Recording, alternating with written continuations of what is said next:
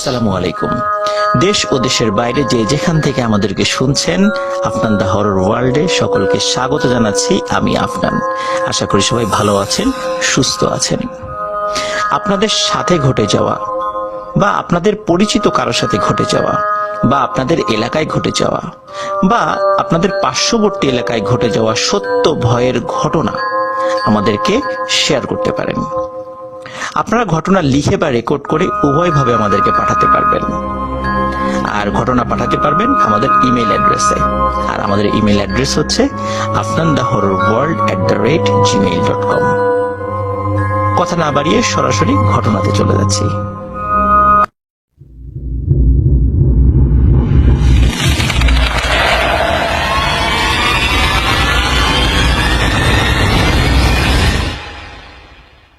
স্বাগতম two listeners, প্রতি শনিবার অনুষ্ঠিত রিমেম্বারিং স্টোরিজ এর আজকের এপিসোডে। আপনারা জানেন যে রিমেম্বারিং স্টোরিজ এপিসোডে আমার বলা বিভিন্ন পুরাতন ঘটনাগুলো নতুন করে আপলোড করে থাকি। তারই ধারাবাহিকতায় আমাদের আজকের আয়োজন। অনেকেই এই ঘটনাগুলো অনেক আগে ভূতে ফেমে শুনেছিলেন আমার মুখে, কিন্তু সেই ঘটনাগুলোর কোনো রেকর্ড না থাকার কারণে অনেকেই সেই ঘটনাগুলো আবার শুনতে চান। আবার আমাদের এখানে অনেক নতুন লিসেনার রয়েছেন যারা এই ঘটনাগুলো আগে শোনেননি। এই কারণে ঘটনাগুলো আমরা নতুন করে আর্কাইভ আকারে আপলোড করছি। আশা করছি ঘটনাগুলো আপনাদের ভালো লাগছে। যারা পুরাতন লিসেনার আছেন, যারা শুনেছেন, তারা আবার নতুন করে শুনছেন। আর যারা নতুন লিসেনার রয়েছেন তাদের জন্য এই ঘটনাগুলো সম্পূর্ণ নতুন। কারোর জন্য পুরাতন, কারোর জন্য একদম নতুন। তো কথা না বাড়িয়ে চলে যাচ্ছি মূল ঘটনায়। আজকে মূলত দুটি ঘটনা শেয়ার করবো ইনশাল্লাহ। এই ঘটনাগুলো আমি ভূতে ফেমে শেয়ার করেছিলাম। আর ফার্স্ট যে ঘটনাটি আমি বলবো, এই ঘটনাটি হয়েছিল রংপুর জেলার মিঠাপুকুর নামক যে জায়গা রয়েছে সেখানকার কোন একটি গ্রামে। সঙ্গত কারণে গ্রামের নামটি বলা যাচ্ছে না। ঘটনাটির সময়কাল 1989 বা 90 সাল, এমন একটি সময়। আমরা জানি ওই সময়টাতে নর্থ বেঙ্গল, যেটা বাংলাদেশের উত্তরাঞ্চল, ওখানে মঙ্গা হতো, তীব্র খাদ্যাভাব, তারপর খরা, এই কারণে ফসলও কম ফলতো। আর ওখানে পানির লেয়ার বেশ ভূগর্ভস্থ যে লেয়ারটা, এটা অনেক নিচু থাকতো। বিশেষ করে বর্ষাকালে পানি পাওয়া যেত, সমস্যা নেই, কিন্তু যখন শুকনোর মৌসুম আসতো, খরা, ওই সময় পানির লেয়ার আরো নেমে যেত, যার ফলে মানুষ খাবার পানির জন্য অনেক কষ্ট করত। এই সিচুয়েশন থেকে উত্তরণ করার জন্য ওই সময় বাংলাদেশ সরকার বেশ কিছু পদক্ষেপ হাতে নেয়। বিশেষ করে বিভিন্ন জায়গাগুলোতে গভীর নলকূপ বসানোর একটা পরিকল্পনা নেওয়া হয় এবং সেই পরিকল্পনার অংশ হিসেবে রংপুরের মিঠাপুকুরের বিভিন্ন জায়গাতে নির্দিষ্ট দূরত্বে এই গভীর নলকূপ স্থাপন করার পরিকল্পনা করা হয়। এটি বিদ্যুৎ চালিত না, এটি হাত চালিত। এরকম নলকূপগুলো স্থাপন করা হবে আর কি। তো বিভিন্ন জায়গায় স্থাপন করা হচ্ছিল। তো যেই গ্রামে মূলত এই ঘটনাটি ঘটেছিল, ওই গ্রামেও সরকারি লোকজন আসে।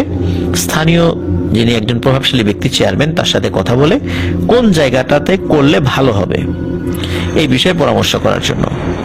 তো ওই চেয়ারম্যান, ওনার সাথে একজন ব্যক্তির কিছুটা দ্বন্দ্ব ছিল। কারণ হলো, ওই চেয়ারম্যান একটি জায়গা কিনতে চেয়েছিলেন একজনের কাছ থেকে, কিন্তু তিনি সেটি বিক্রি করেননি। কারণ হলো, ওটি তার শেষ সম্বল ছিল। কিন্তু চেয়ারম্যান তার ওই বসত ভিড়ার ওই জায়গাটি চেয়েছিল। ওই লোকটি বিক্রি না করার কারণে চেয়ারম্যান তার উপর ক্ষিপ্ত ছিল। সরকারি লোকজন যখন আসে নলকূপ বসানো সংক্রান্ত কাজের জন্য, এবং জমি কোনটা নিলে ভালো হবে, সরকারি জমি কোথায় আছে, ওর মধ্যে থেকে কোনটা নিলে ভালো হবে, যখন তার সাথে পরামর্শ করে, তখন ওই চেয়ারম্যান বলে যে ওই লোকের এই জায়গাটা হচ্ছে সরকারি। এখন সমস্যা হলো যে যেই ব্যক্তি ওইখানে ছিলেন, ওই জায়গাতে থাকতেন, ওনার আবার দলিল কোনো কারণে পুড়ে গিয়েছিল। ওনার বাড়িতে আগুন লেগেছিল, পুড়ে গিয়েছিল, ওনার কোনো দলিল ছিল না। আর উনি লেখাপড়া জানতেন না, ভূমি অফিসে গিয়ে আবার কিভাবে দলিল তুলবেন এই বিষয়গুলো অবগত ছিলেন না। তার আত্মীয় স্বজনও তেমন কেউ ছিল না, ছেলে পেলে তারাও লেখাপড়া জানতো না, আর তারা খুব বেশি বড়ও ছিল না।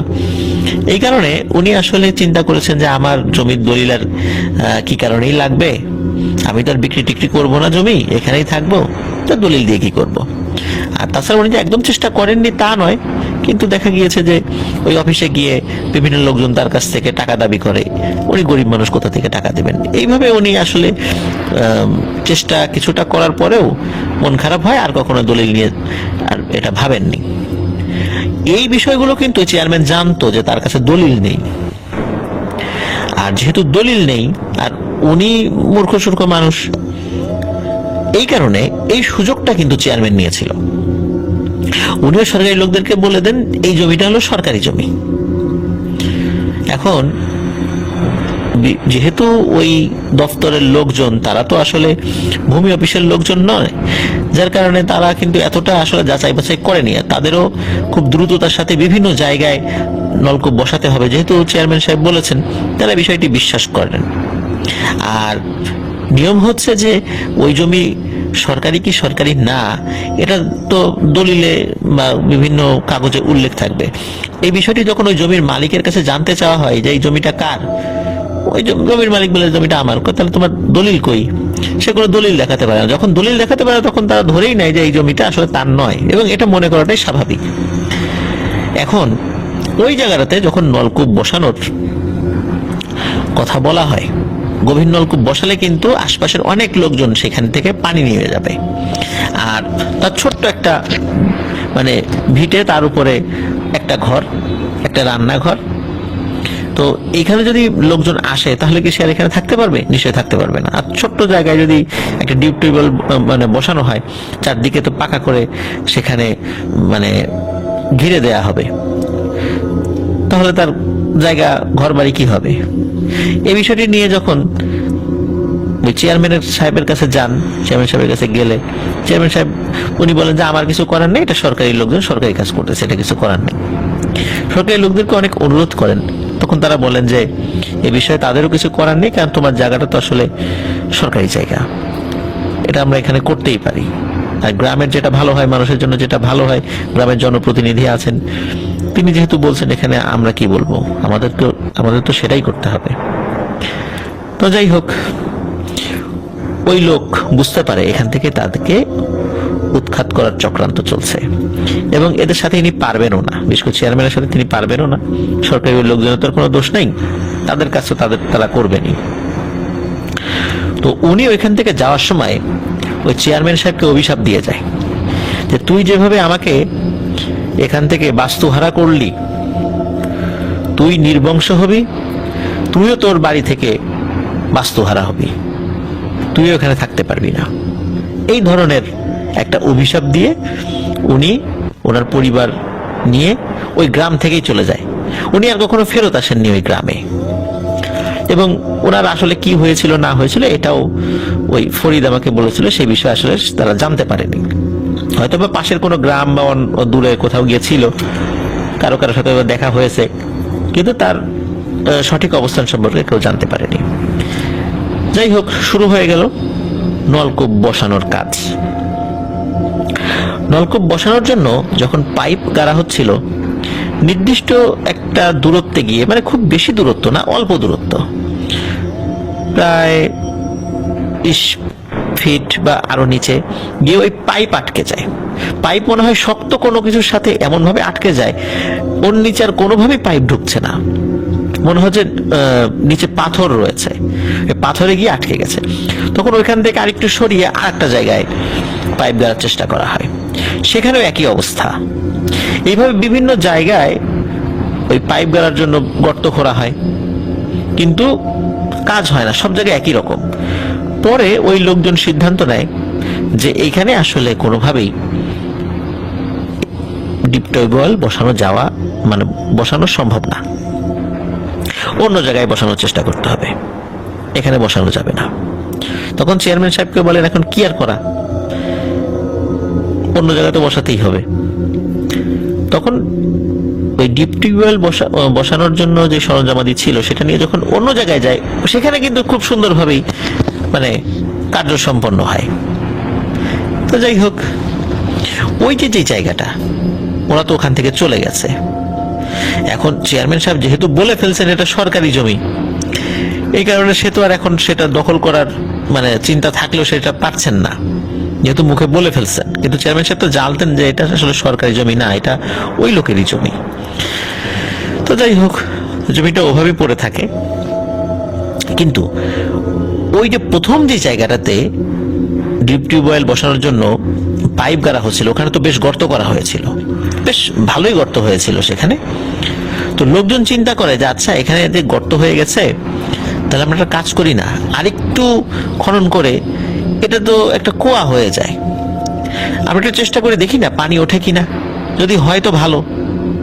তো গ্রামের কয়েকজন মাত্র ব্যক্তির উদ্যোগ যখন তারা গ্রহণ করেন, তাদের প্রচেষ্টায় ওখানে ছোট্ট একটি কুয়া খনন করা হয়। কুয়াটার গভীরতা ছিল সর্বোচ্চ 25 ফুট। অদ্ভুত ব্যাপার হলো, এই 25 ফুট গভীরতার কুয়াতে পানি ওঠা শুরু করে, যেটা কারো মানে চিন্তাতেই ছিল না যে এখানে পানি উঠবে। এবং তারা দেখে যে পানিটা বেশ ভালো, পরিষ্কার পরিচ্ছন্ন পানি, কোনো গন্ধ নেই পানিতে। সবাই চিন্তা করলো এই কুয়ার পানি দিয়ে তারা তাদের বিভিন্ন প্রয়োজনীয় কাজ করবে, বিশেষ করে খাওয়া দাওয়া সংক্রান্ত কাজে। তো ভালো, গ্রামের লোকজনের একটা পানির ব্যবস্থা হলো আর কি, ভালোই যাচ্ছিল মোটামুটি। মাসখানেক যাওয়ার পর সবাই দেখে যে শুরুতে এই কুয়ার যে পানির রং যেমন ছিল টলটলে সুন্দর, কিন্তু এখন না সেরকমটা নেই। মনে হয় আস্তে আস্তে এই কুয়ার পানি কৃষ্ণবর্ণ মানে কালো হয়ে যাচ্ছে। কিন্তু কেন হচ্ছে? কেউ তো এই কুয়ার পানির মধ্যে কোনো ময়লা আবর্জনা ফেলে না, কাপড় চোপড় ধয় না, তাহলে এমনটা কেন হচ্ছে এটা কেউ বুঝতে পারে না আসলে। এর মধ্যে শুরু হয় আরো একটি ঘটনা। গভীর রাত্রে, বিশেষ করে কুয়ার কাছাকাছি যাদের বাড়ি রয়েছে, তারা শোনে যে ধপাস করে ওই কুয়ার পানির মধ্যে কিছু একটা পড়লো। এভাবে প্রতি রাত্রেই এরকম তারা শুনতো। লোকজন ভাবতো হয়তোবা রাতের বেলা কেউ দড়ির সাথে বালতি বেঁধে ওই বালতিটা কুয়ার পানির মধ্যে ফেলেছে, এই জন্য ধপাস করে শব্দ হয়। কিন্তু বালতি ফেলার শব্দ একরকম, আর এই শব্দটা অন্যরকম, মনে হচ্ছে বড় কিছু পড়ে। শুরুতে মানুষটা এরকম মানে মানুষজন এভাবে চিন্তা করেছিল বালতি পড়ে, কিন্তু যখন প্রতি রাত্রে এটা পড়ছে তখন চিন্তা করে যে এত রাত্রে প্রতিদিন একই সময়ে পানি নিতে কে আসে। এক বাড়ির একজন লোক, উনি কৌতূহলবশত এটি দেখার জন্য বাড়ি থেকে বের হন। ঠিক ওই যে সময়টা, ওই সময় অনুযায়ী উনি বের হয়েছেন যে এই সময়ে তো এই শব্দটা হয়। তো সেই বাসার থেকে যখন বের হয়ে আস্তে আস্তে কুয়ার কাছে গিয়েছে, চাঁদের আলোতে দেখে একটা লম্বা কালো ছায়ামূর্তি, চেহারা বোঝা যাচ্ছে না, মনে হচ্ছে আলখেল্লা পরা বা এরকম কালো একটা ছায়ামূর্তি আস্তে আস্তে কুয়ার কাছে এসে ওই কুয়ার মধ্যে ধপাস করে ঝাঁপ দেয়। আর ওই শব্দটা মূলত ওই কালো ছায়ামূর্তিটি ওই কুয়ার মধ্যে লাফ দেওয়ার ফলে হয়েছে। তো উনি এই বিষয়টি দেখে চলে যান। উনি চিন্তা করেন যে এত রাত্রে কুয়ার মধ্যে লাফ দেয় কে? গোসল করার জন্য মনে হয়। দিনের বেলা তো এখানে গোসল করা নিষেধ, কারণ কুয়ার মধ্যে তো কেউ আর গোসল করে না, নিশ্চয়ই রাতের বেলা কেউ গোসল করতে আসে। তো এখন কে, এই বিষয়টি আর উনি রাত্রেবেলা এটা দেখেননি, কারণ একা একা যদি যান দেখা গেল তার সাথে মারামারি বেড়ে যেতে পারে। উনি আবার একটু মুরব্বী মানুষ ছিলেন, বেশ বয়স্ক মানুষও ছিলেন বটে। তো উনি চিন্তা করেন যে দেখি পরের দিন কয়েকজন লোক নিয়ে আসবো এবং ধরবো এটা কে, এই কাজটা কে করলো। সে পরের দিন গ্রামের কয়েকজন মানুষকে বলে যে আমি এই ধপাস করে শব্দ যেটা হয়, এই শব্দের রহস্য উদ্ঘাটন করতে পেরেছি। বলে কি ঘটনা? তখন সে খুলে বলে যে এই এই ঘটনা আমি দেখেছি রাতের বেলা। তখন বলে ঠিক আছে, রাতের বেলা আমরাও তোমার সাথে যাব, বা আমরাও ওই সময়টাতে থাকবো, দেখি কে আসে এখানে। তো তারা মোটামুটি সবাই কথা অনুযায়ী চলে আসে। অপেক্ষা করতে থাকে। সত্যি নির্দিষ্ট সময় তারা দেখে দূর থেকে লম্বা একটি কালো ছায়ামূর্তি হেঁটে হেঁটে আসছে। তো হেঁটে হেঁটে এসে ধপাস করে লাফ দিয়ে ওই কুয়ার মধ্যে পড়ে। এখন সবাই তো অবাক যে ওই মুরব্বী যেটা বলছে সে তো ঠিক, কিন্তু এর মধ্যে থেকে আবার একজন বলে, আরে না, এটা আসলে আমরা ভুল দেখেছি, এটা একজন লোক আসছিল, মনে হয় এর সাথে কিছু ছিল, সে এটা ওর মধ্যে ফেলে দিয়ে দৌড়ে চলে গেছে। একজন এক এক রকম করে কথা বলে, কিন্তু ঘটনা কিন্তু ওইটাই যেটা প্রথমে মুরব্বী দেখেছিল। পরের দিন তারা আবার আসবে, বলে ঠিক আছে আজকে এটা নিয়ে বিতর্ক করার দরকার নেই, আমরা পরের দিন আবার আসবো এবং দেখবো আসলে ঘটনাটা কি। পরের দিন সত্যি তারা আসে, অপেক্ষা করতে থাকে। এর মধ্যে থেকে কি হয়, একজন লোক হাতে একটি ছোট্ট ইটের টুকরো নিয়ে অপেক্ষা করছিল যে এইবার যদি ওই জিনিসটা আসে মারবো এক ঢিল। সত্যি ওই ঠিক নির্দিষ্ট সময়ে ওই কালো অবয়বটি হেঁটে হেঁটে আসতে থাকে। যখন ওই কুয়ার কাছে আসবে, মানে ঝাঁপ দেবে এমন একটা ভাব, তখন ওই লোকটি ওই ছায়ামূর্তি বরাবর ইটের টুকরোটি ছুঁড়ে মারে। ইটের টুকরোটি ছুঁড়ে মারা মাত্রই ওই ইটের টুকরোটি ওই ছায়ামূর্তির কাছেও যায়নি, যাওয়ার আগেই সা করে উল্টো এসে ওই লোকের মাথায় গিয়ে লাগে। প্রিয় লিসেনার্স, আপনারা একবার ভাবুন যে ছায়ামূর্তিটি সম্পূর্ণ রিটার্ন আসলো এবং রাতের বেলা কোনো একজন মানুষের মাথায় একদম খুবই মানে টার্গেট করে, কোন লক্ষ্য ভ্রষ্ট হবে না এমন ভাবে কোনো ঢিল ছুঁড়ে মারা, এটা কি খুব সহজ কাজ? নিশ্চয়ই সহজ কাজ নয়। তাহলে ওই ঢিলটি ওই ছায়ামূর্তির কাছে যাওয়ার আগে কিভাবে ওই লোকের মাথায় এসে লাগলো? যিনি ঢিল ছুঁড়েছিলেন ওই লোকটির মাথায় এসে লাগার সাথে মাথা ফেটে যায়। যদিও উনি অনেক ব্যথা পেয়েছিলেন, রক্ত বের হয়েছিল, কিন্তু উনি মারা যাননি আর কি, আহত হয়েছিলেন। তো এই ঢিলটি যখন উল্টো হয়ে এসে লাগে, তখন তো সে তো মাথাটা ধরে বসে বসে ও বাবা গো বলে চিৎকার চেঁচামেচি শুরু করেছে এবং ওই ছায়ামূর্তিটা আবার ওই কুয়ার পানির মধ্যে ঝাঁপ দিয়ে পড়ে। তখন তারা বুঝতে পারে এই বিষয়টি স্বাভাবিক কোনো বিষয় নয়, এটা প্যারানরমাল একটি বিষয়। তখন তারা চিন্তা করে আগামীকালকে মানে চতুর্থ দিন তারা আবার আসবে, কিন্তু এবার আর তারা একা মানে এইভাবে দলগতভাবে আসলেও তারা সাথে একজন ভালো হুজুরকে নিয়ে আসবে, দেখি হুজুর কি বলে। তো ওনারা একজন ভালো হুজুরের সাথে কথা বলেন। হুজুর বলে ঠিক আছে আমি যাবো, বিষয়টা খুবই ইন্টারেস্টিং, আমিও দেখবো আসলে ঘটনাটা কি। যেহেতু পুকুরের ওই কুয়ার পানিটা কালো হয়ে যাচ্ছিল, অনেকেরই ব্যবহার করতে অসুবিধা হচ্ছিল, কেমন একটু গন্ধ গন্ধ মনে হচ্ছিল। এই কারণে তারা চিন্তা করলো যে কুয়ার পানিটা যাতে ঠিক হয়ে যায়, মনে হয় প্যারানরমাল এই সমস্যার কারণেই কুয়ার পানিটা এরকম কালো হয়ে যাচ্ছে। যেহেতু একটা কালো ছায়ামূর্তি লাভ দেয়, এই কারণে হয়তো আস্তে আস্তে কালো হয়ে যাচ্ছে, এরকম অনেকেই বলতে থাকেন আর কি। তো ওই হুজুরকে বলার পর উনি রাজি হন। সত্যি ওই রাত্রে সবাই ওই হুজুর সহ কুয়ার থেকে একটু দূরে দাঁড়িয়ে আছেন আর কি, মানে 30-40 হাত দূরে দাঁড়িয়ে আছেন যে কি হয় দেখি। কারো হাতে হারিকেন, কারো হাতে টর্চ লাইট, মানে যার কাছে যেটা আছে, কারো হাতে মশাল, এভাবে দাঁড়িয়ে আছেন। তো সবাই দেখতে পান ওই নির্দিষ্ট সময়ে, রাত আনুমানিক 1:30 কি 1:45 বা 2টা এরকম একটা সময়, ওই ছায়ামূর্তিটি হেঁটে হেঁটে আসছে, কুয়ার কাছে আসে।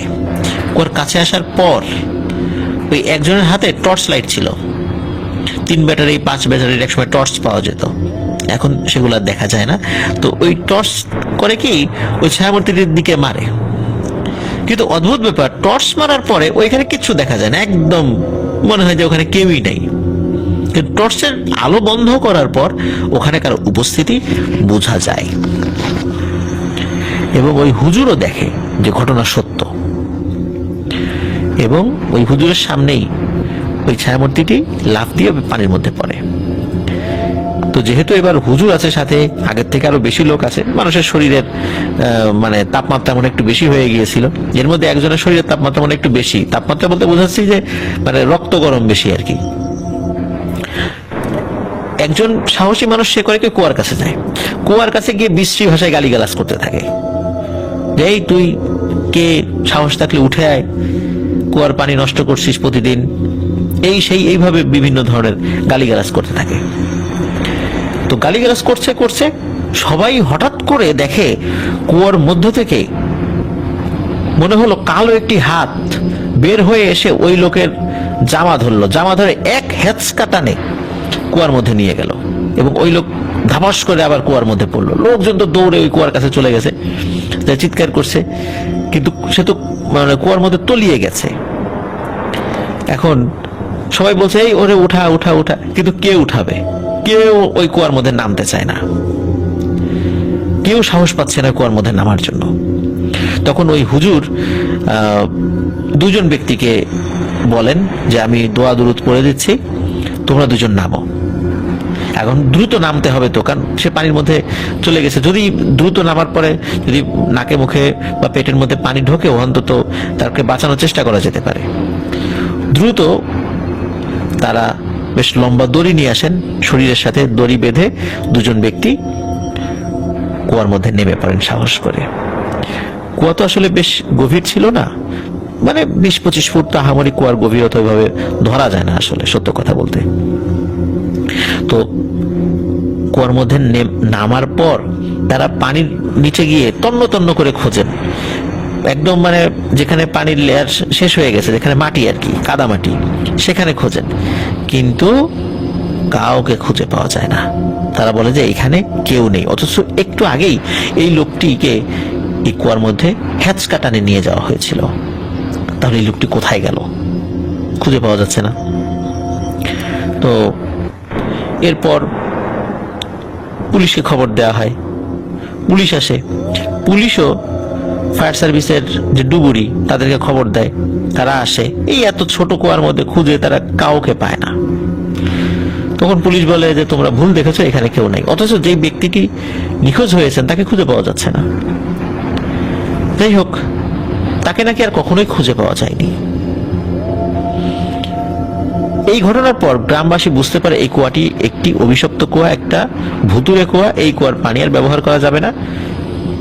তখন গ্রামের লোকজন সিদ্ধান্ত নেয় এই কুয়াটিকে নষ্ট করে দিতে হবে, বন্ধ করে দিতে হবে। তখন গ্রামের লোকজন বিভিন্ন জায়গা থেকে মাটি নিয়ে এসে ওই কুয়ার উপরে ফেলতে থাকে।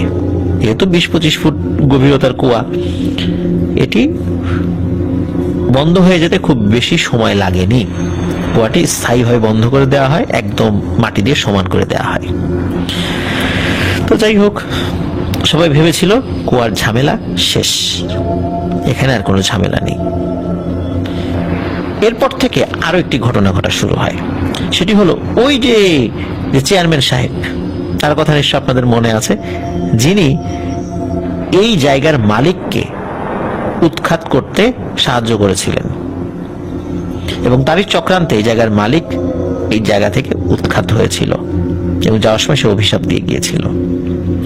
এই ঘটনার পর অদ্ভুত একটি ঘটনা ওনার বাড়িতে ঘটতে থাকে। উনি একদিন রাতের বেলা ওয়াশরুমে যাবেন, গ্রামের ওয়াশরুমগুলো তো ঘরের বাইরেই হয়, এটা আপনারা জানেন। তো উনি ওয়াশরুমে যাবেন, এই জন্য ঘর থেকে রাতের বেলা বের হয়েছেন, হাতে একটি হারিকেন নিয়ে। উনি দেখতে পান উঠোনের উপরে কে যেন হেঁটে বেড়াচ্ছে, এবং এরকম কেউ কেউ হাঁটে না যে 1 পা 2 পা, এরকম পা গুনে গুনে হাঁটা, মনে হচ্ছে এইভাবে হাঁটছে। তো উনি বলেন এই কে ওখানে, কিন্তু কোনো সারা শব্দ নেই। আবার বলেন এই কে ওখানে, তখন দেখে কি ওই ছায়ামূর্তি দৌড় দিয়ে বাইরে চলে গেল, মানে তার উঠোনের বাইরে চলে গেল, কে মিলিয়ে গেল অন্ধকারের মধ্যে। তো উনি চিন্তা করেন কোনো চোর টোর হবে মনে হয়, চুরি করতে আসছিল। তো যাই হোক, উনি ওয়াশরুমে যান, তাও আবার ফেরত এসে ঘুমিয়ে পড়েন। সকালবেলা উনি ওনার ওয়াইফকে বলেন যে রাতের বেলা এরকম চোর দেখেছি, আসছিল তো আবার পালিয়ে গেছে আমাকে দেখে, এইভাবে বলছেন আর কি, অন্য কিছু বলেননি। ওই রাত্রে আরেকটি ঘটনা ঘটে, ওই রাত্রে বলতে মানে পরের দিন রাতে আর কি আরেকটি ঘটনা ঘটে। এবার কিন্তু ওই চেয়ারম্যান সাহেবের সাথে ঘটেনি, ঘটেছে তার ওয়াইফের সাথে। ওই রাত্রে সে ওই ওয়াশরুমে যাওয়ার জন্য ঘর থেকে বের হয়েছেন, সেও ওই ছায়ামূর্তিটিকে দেখেন যে উঠোনের ভিতর দিয়ে হেঁটে বেড়াচ্ছে, 1 পা 2 পা, মনে হচ্ছে পা গুনে গুনে হাঁটছে এইভাবে। তখন সে জিজ্ঞেস করে ওখানে কে, কোনো সারা শব্দ নাই। যখন হারিকেনের আলোটা আরো বাড়িয়ে ওইদিকে এগিয়ে গিয়েছেন যে কে দেখার জন্য, ওই ছায়ামূর্তিটি দৌড় দিয়ে উঠোনের বাইরে অন্ধকারের মধ্যে মিলিয়ে যায়। তো উনি এটা দেখে ভয় পান, উনি চিৎকার চেঁচামেচি শুরু করেন। ওনার হাজবেন্ড উঠে আসে, বলে কি হয়েছে? বলে যে আমি তো এরকম জিনিস দেখলাম। তখন ওনার হাজবেন্ড বুঝতে পারে যে আচ্ছা গতকালকেও তো আমি দেখেছি, আমি তো চোর মনে করেছিলাম, চোর কি বারবার আসবে? এটা তো স্বাভাবিক বিষয় মনে হচ্ছে না। তো যাই হোক, এরপরে কয়েকদিন আর কোনো কিছু সমস্যা হয়নি। তবে যেহেতু রাতের বেলা এই ধরনের সমস্যা দেখা যাচ্ছিল, রাতের বেলা কেউ সহজে ওয়াশরুমে বের হতো না, মানে ওয়াশরুমে যাওয়ার জন্য বের হতো না আর কি। কিন্তু এই সমস্যার সমাধান তো হচ্ছিল না, এবং এই বিষয়টি আরো প্রকট হচ্ছিল। সেটি হলো দিনের বেলাতেও মাঝে মাঝে ওই বাড়ির লোকজন এই ছায়ামূর্তিটিকে দেখে। এটা কিভাবে দেখে? মনে হচ্ছে সাঁ করে সামনে দিয়ে কিছু একটা চলে গেল, বা হঠাৎ করে সামনে এসেছে, যেই না নজর পড়েছে দেখে নাই। ওই যে অনেক সময় হয় না যে আমরা কোনো একটা কাজ করছি কিন্তু পাশ দিয়ে হেঁটে গেলে আমরা টের পাই, তখন আমরা হয়তো বা সেই দিকে তাকাই, কিন্তু ওইরকম মনে হচ্ছিল যে পাশে কেউ একজন দাঁড়িয়ে আছে, যেই তাকিয়েছে দেখে কেউ নাই। এইরকম সমস্যা ওই বাড়িতে হচ্ছিল।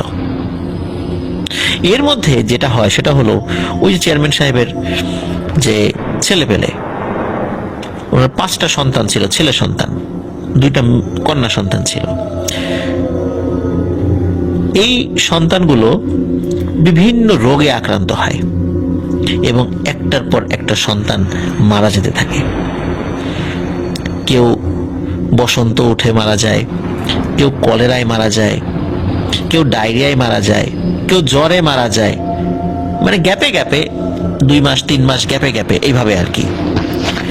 মাত্র বছর খানেকের মধ্যে ওনার সন্তানাদি সবাই মারা যায়।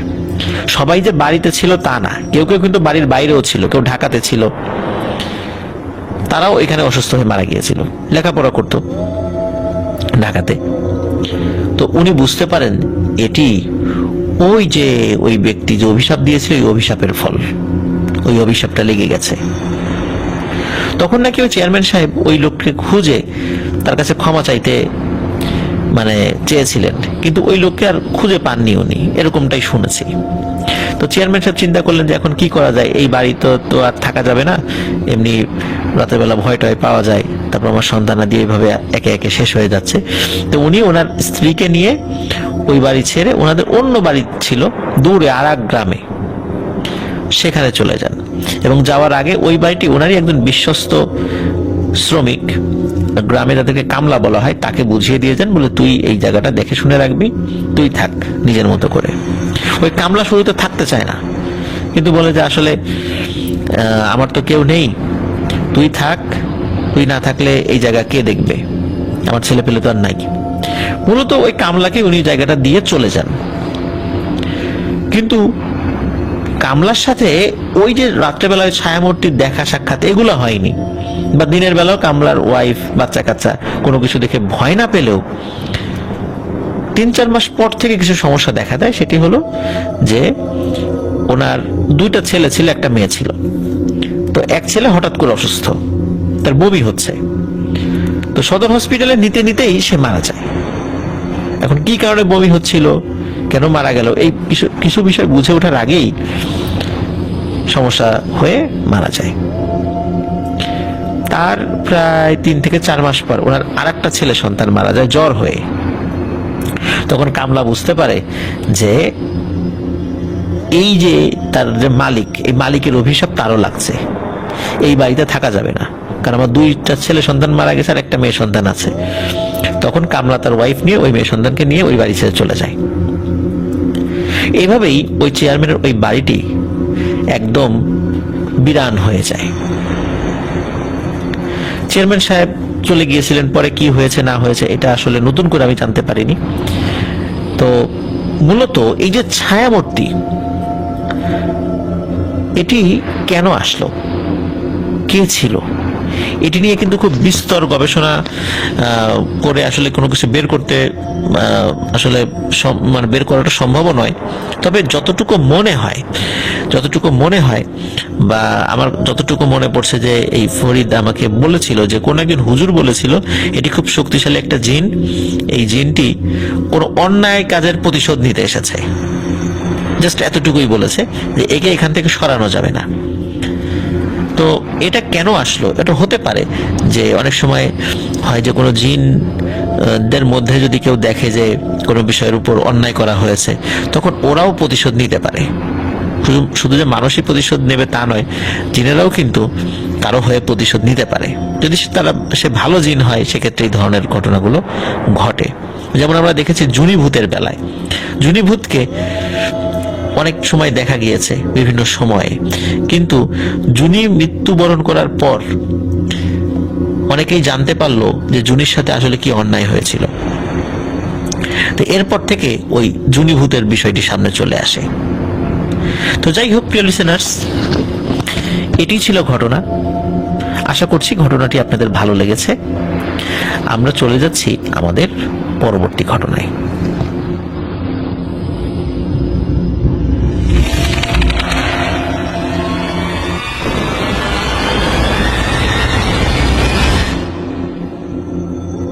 আবারও স্বাগতম জানাচ্ছি প্রিয় লিসেনার্স আমাদের রিমেম্বারিং স্টোরিজ এপিসোডের দ্বিতীয় এবং শেষ ঘটনায়। এখন যে ঘটনাটি আমি শেয়ার করতে যাচ্ছি, এই ঘটনাটি আমি পেয়েছিলাম আমি যখন খুলনা গিয়েছিলাম। সালটা 2018 হবে, এরকমটাই হবে হয়তো। তো আমি যখন খুলনা যাই, খুলনাতে আমি কয়েকটা ছেলের সাথে পরিচিত হই। ওদের ঘটনা ইতিমধ্যে অনেকবার আমি শেয়ার করেছি। ভূতে ফেমে শেয়ারের মাধ্যম দিয়ে আমি যদিও শুরু করি, এরপরে ভূত.com-এ শেয়ার করেছি। তো সৈকত নামে যে ছেলেটি, সে তার ভাইয়ের সাথে আসে, পরবর্তীতে তারই আর এক বন্ধু রূপমের সাথে পরিচয় করিয়ে দিয়ে যায়। তো রূপমের সাথে আমি কথা বলে এই ঘটনাটি সম্পর্কে জানতে পারি। তো ঘটনাটি ঘটে 1996 থেকে 98 সালের মধ্যবর্তী কোন একটি সময় হবে। ঘটনাটির স্থান গোপালগঞ্জ জেলার কোটালীপাড়ার আমবাড়ি নামক গ্রামে। ওই গ্রামে একজন বজ্রপাত হয়ে মারা যান, আর বজ্রপাত হয়ে মারা যাওয়ার পর স্বাভাবিকভাবে তাকে দাফন করা হয়। আর পাশের একটি গ্রাম রয়েছে, সেই গ্রামের নাম হচ্ছে ধরল।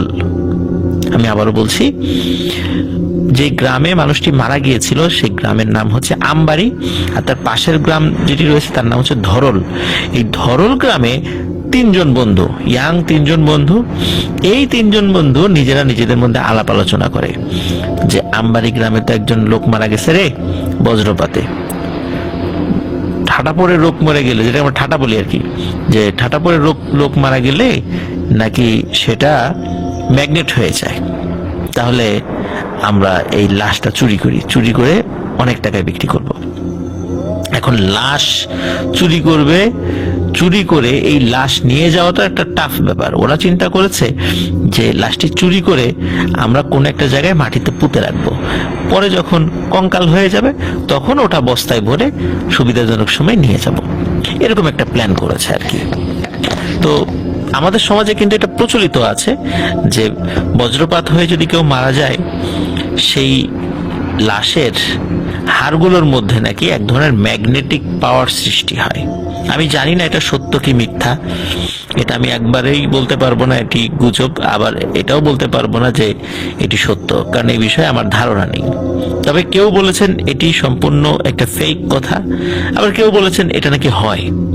তো যাই হোক, এই বিষয়ে নিশ্চিতভাবে আমি কোনো কথা বলতে পারবো না। তো ওই তিন বন্ধু এই পরিকল্পনা করে।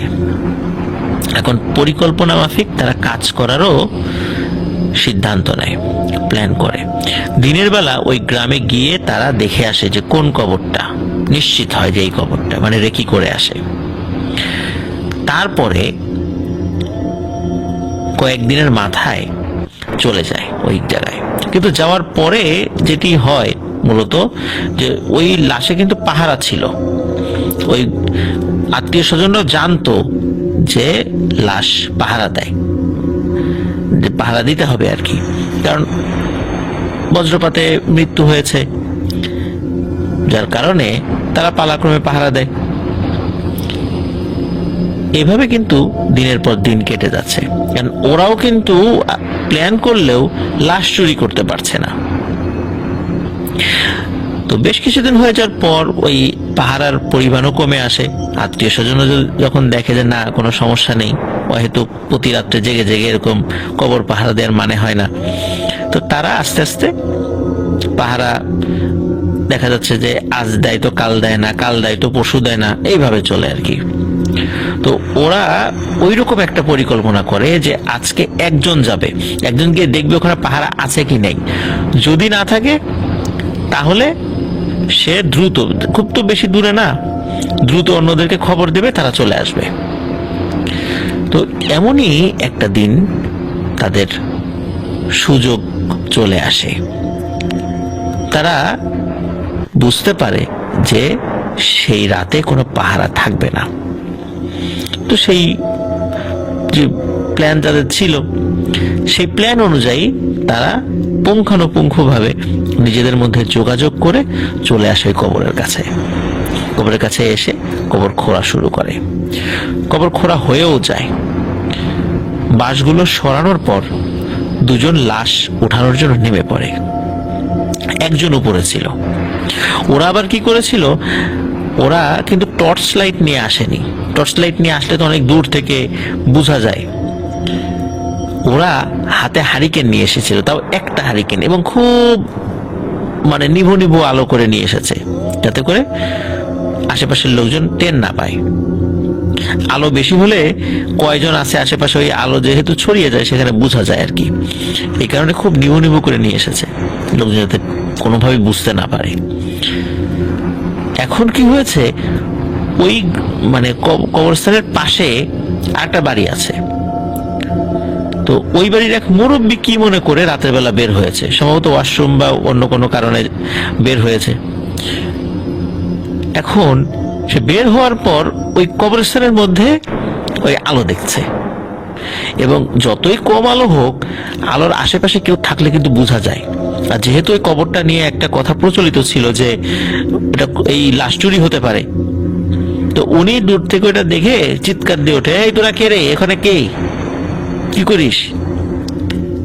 তখন ওরা পায় ভয় যে এই সর্বনাশ, ধরা পড়ে গেছি। কবরের ভিতর থেকে দুজন লাফ দিয়ে ওঠে, তিনজন একত্রে দেয় ভৌ দৌড়। ওই হারিকেন রেখেই দেয় ভৌ দৌড়। চাঁদের আলোতে তারা পথ চিনতে খুব বেশি মানে অসুবিধা হয়নি তাদের। তো তারা তো যে যার মতো বাড়িতে চলে যায়, ধরা পড়েনি তারা। এখন ওই লোকজনরা চলে আসে, আশেপাশের লোকজন এসে দেখে কবরের এই অবস্থা। তারপরে কি হয় যে আবার ঠিকঠাক করে, মানে কবরটা ঠিকঠাক করে দেয় আর কি। এদের মধ্যে কেউ চিন্তা করেছে যে মনে হয় কাফনের কাপড় চুরি করতে এসেছে, কিন্তু আসলে 96-98 সালের দিকে কাফনের কাপড় চুরি করার মতো লোকজন খুব কম পাওয়া যেত। মানে কাফন চোর আগে থাকতো, আর এই সময়গুলোতে কাফন চোর ওইভাবে নাই। তো যাই হোক, তারা ঠিকঠাক করে দেয়। তারা আবারও পাহারা বসায়। ওই দিন বন্ধু বুঝতে পারে এই লাশ আর কোনোভাবেই চুরি করা যাবে না। কিন্তু এত কিছু হয়ে যায় তো আরো পরে, ওরা যেদিন চলে গেল, মানে যে রাতে চলে গেল, ওই রাতে ওরা ভয়ানক একটি স্বপ্ন দেখে। ওরা স্বপ্ন দেখে যে ওরা যে লাশটি চুরি করতে গিয়েছিল, মূলত চুরি করার আগে ওই লাশের মানে মুখটা কিন্তু খুলেছিল, চেহারা দেখেছিল, কিন্তু তিনজনই দেখেছিল। হারিকেনের আলোতে কিন্তু তিনজনই দেখেছে, দুজন নেমেছে, ওরাও দেখেছে, উপরের জনও দেখেছে। ওরা মূলত মুখটা এই কারণে খুলেছিল লাশের কি অবস্থা, পচে গলে গেছে কিনা এই কয়েকদিনে, এই জন্য। কিন্তু দেখলো না, মোটামুটি ভালোই আছে লাশ। তো চেহারা তো চিনে ফেলেছিল। ওরা স্বপ্নে দেখে, মানে তিনজনই আলাদা আলাদা ভাবে স্বপ্নে দেখেছে একই স্বপ্ন। ওরা দেখে ওই লাশটি স্বপ্নে তাদের কাছে এসেছে, এবং আসার পর আস্তে আস্তে ওই লাশটি মোটা একটা বড় ভয়ানক সাপের আকৃতি ধারণ করেছে এবং ওদেরকে ধাওয়া করছে। এই ভয়ানক স্বপ্ন দেখে ঘুম ভেঙে যায়। পরদিন 3 বন্ধু একত্র হয়ে যখন বুঝতে পারে যে ওরা 3 জন একই স্বপ্ন দেখেছে, কারণ ওরা নিজেদের মধ্যে কথা বলে, এক বন্ধু বলে আমি এই স্বপ্ন দেখেছি, পরেরজন বলে আরে আমি তো একই স্বপ্ন দেখেছি, তারপরজন বলে আরে আমি তো একই স্বপ্ন দেখলাম। তো 3 জন কিন্তু একই স্বপ্ন দেখেছে। ওরা ওই রাতেই যে এই স্বপ্নটি দেখেছে তা নয়, ওরা প্রায় রাতেই এই স্বপ্ন দেখতে থাকে এবং দেখে ভয়ে চিৎকার চেঁচামেচি করে উঠতে থাকে। এখন কাউকে তো বলতে পারছে না যে ওরা কি ধরনের অপকর্মটা করেছে। এখন এর মধ্যে একটি সমস্যা নতুন করে যুক্ত হয়, সেটি হলো যে ওরা রাত হোক দিন হোক যখন হেঁটে যেত মনে হতো যে পেছনে সাপ আসছে, পেছন দিকে তাকাতো দেখতো যে সাপ, দৌড় দিত, একটু পরে দেখে নাই। এই সমস্যা কিন্তু 3 জনের সাথেই হতে থাকে, কিন্তু ওরা এই সমস্যাগুলোর কথা কাউকে ওইভাবে বলতে পারছিল না। এই কারণে বলতে পারছিল না কারণ এগুলো বললেই তাদেরকে কবিরাজ বা হুজুরের কাছে নিয়ে যাবে, হুজুর দেখে বলবে যে এই তোরা তো এই কাজ করছিলি, হুজুরদের সাথে থাকা যে জিন আছে তারা বলে দিবে, তখন কিন্তু সর্বনাশ হয়ে যাবে, এলাকায় মান সম্মান সব শেষ। এই জন্য ওরা এই ধরনের সমস্যায় পড়লেও কাউকে বলতে পারছিল না। কিন্তু কতদিন আর গোপন থাকবে? এর মধ্যে আরো একটি ঘটনা ঘটতে থাকে, সেটি হলো আগে তো ওদের সাথে ঘটতো এই সাপের সমস্যাটা, এবার ওদের পরিবাররাও এই ধরনের সমস্যা ফেস করতে থাকে। কেউ রাত্রেবেলা বাইরে বের হলে উঠানো দেখে সাপ, ঘরের মধ্যে দেখে সাপ, রান্নাঘরে দেখে সাপ। তো এই সাপের সমস্যা তো আগে ছিল না, কিন্তু লাঠি নিয়ে মারতে গেলে সে সাপ আর থাকে না। এই জন্য তাদের মনে সন্দেহ হয় কি ব্যাপার, হঠাৎ করে এরকম সাপের উপদ্রব কিভাবে হলো।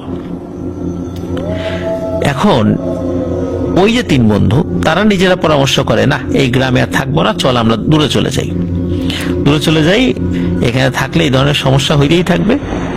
আর ওরা রাতের বেলা ঘুমাতে পারতো না, ভয় পেত, প্রচন্ড ভয়। একে তো স্বপ্নে ওই লাশকে প্রায়ই দেখতো এবং ঘুমের মধ্যে ওই সাপ দেখে সারাদিন তো সাপে আতঙ্কে থাকতো, এই জন্যই হয়তো বা ঘুমের মধ্যে সাপ দেখতো।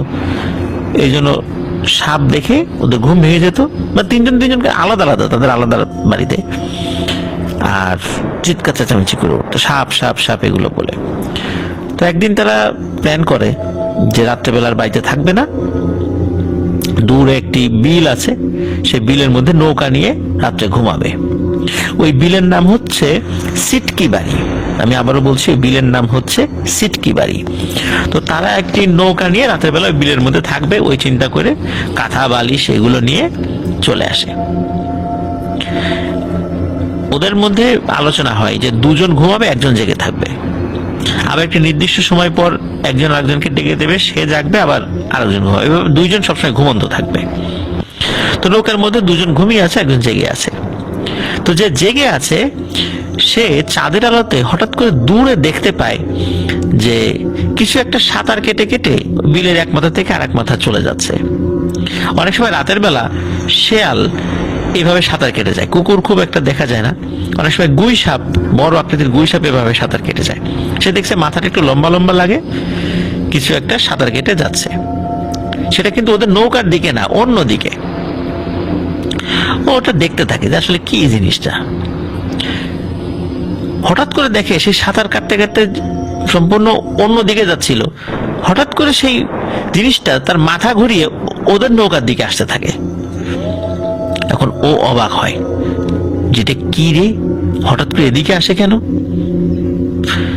তখন ওই জিনিসটা যখন বেশি কাছাকাছি চলে আসে, তখন ওই জিনিসটার মাথা দেখে মনে হচ্ছিল শেয়াল আকৃতির কিছু হবে হয়তো বা।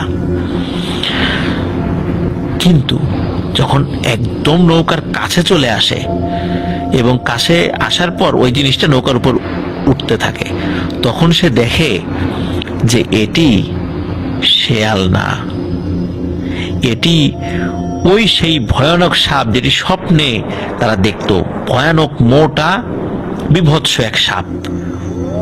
এইবার বাস্তবে তারা দেখছে সাপ। তো তারা বাস্তবেও দেখেছে যে পেছন থেকে সাপ আসছে, কিন্তু সেগুলো কিন্তু ওরকম ভয়ানক বা মোটা ছিল না, সেটি ছিল সাধারণ গোখরা সাপের মতো। কিন্তু এটি হচ্ছে সেই সাপ যেটা স্বপ্নে সে দেখেছে। শুধু সে না, আরো 2 জন দেখেছে। এটা যখন নৌকার উপর উঠে বসে তখন সে তো প্রচন্ড জোরে চিৎকার দেয়। তার চিৎকারে অন্য দুজনের ঘুম ভেঙে যায়। ওরাও ঘুম থেকে উঠে এই দৃশ্য দেখে। তো ওরা যখন তিনজন একত্রে চিৎকার চেঁচামেচি করছিল, ওই সাপটি নৌকার থেকে নেমে পানির মধ্যে অদৃশ্য হয়ে যায়, মানে কোনো ক্ষতি করে না ওই সময়। আর বিলের আশেপাশে তো ঘর বাড়ি নেই, কোনো মানুষ কিন্তু ওদের চিৎকার শোনেনি। যাই হোক, সকালবেলা ওরা বাড়িতে চলে যায়। তিনজনেরই খুবই মানে জ্বর আসে, এবং এর মধ্যে কি হয় যে একে একে প্রত্যেকে মারা যেতে থাকে। প্রথমে একজন, তারপরে আর একজন, দুজন যখন মারা যায়, তৃতীয় ব্যক্তি যিনি, তিনি তার পরিবারের সাথে এই বিষয়টি শেয়ার করেছিলেন যে তারা কি অপকর্ম করতে গিয়েছিল এবং তাদের সাথে কি হয়েছিল। মূলত দুইজন মৃত্যুর পর তৃতীয় জনের স্বীকারোক্তি অনুযায়ী মানুষজন জানতে পারে যে ওই যে কবরস্থানে যে ঘটনাটি ঘটেছিল, এরা আসলে এই তিনজনই ঘটিয়েছিল আর কি। তো যাই হোক, এই ব্যক্তিও তার কিছুদিন পরে মারা যায়।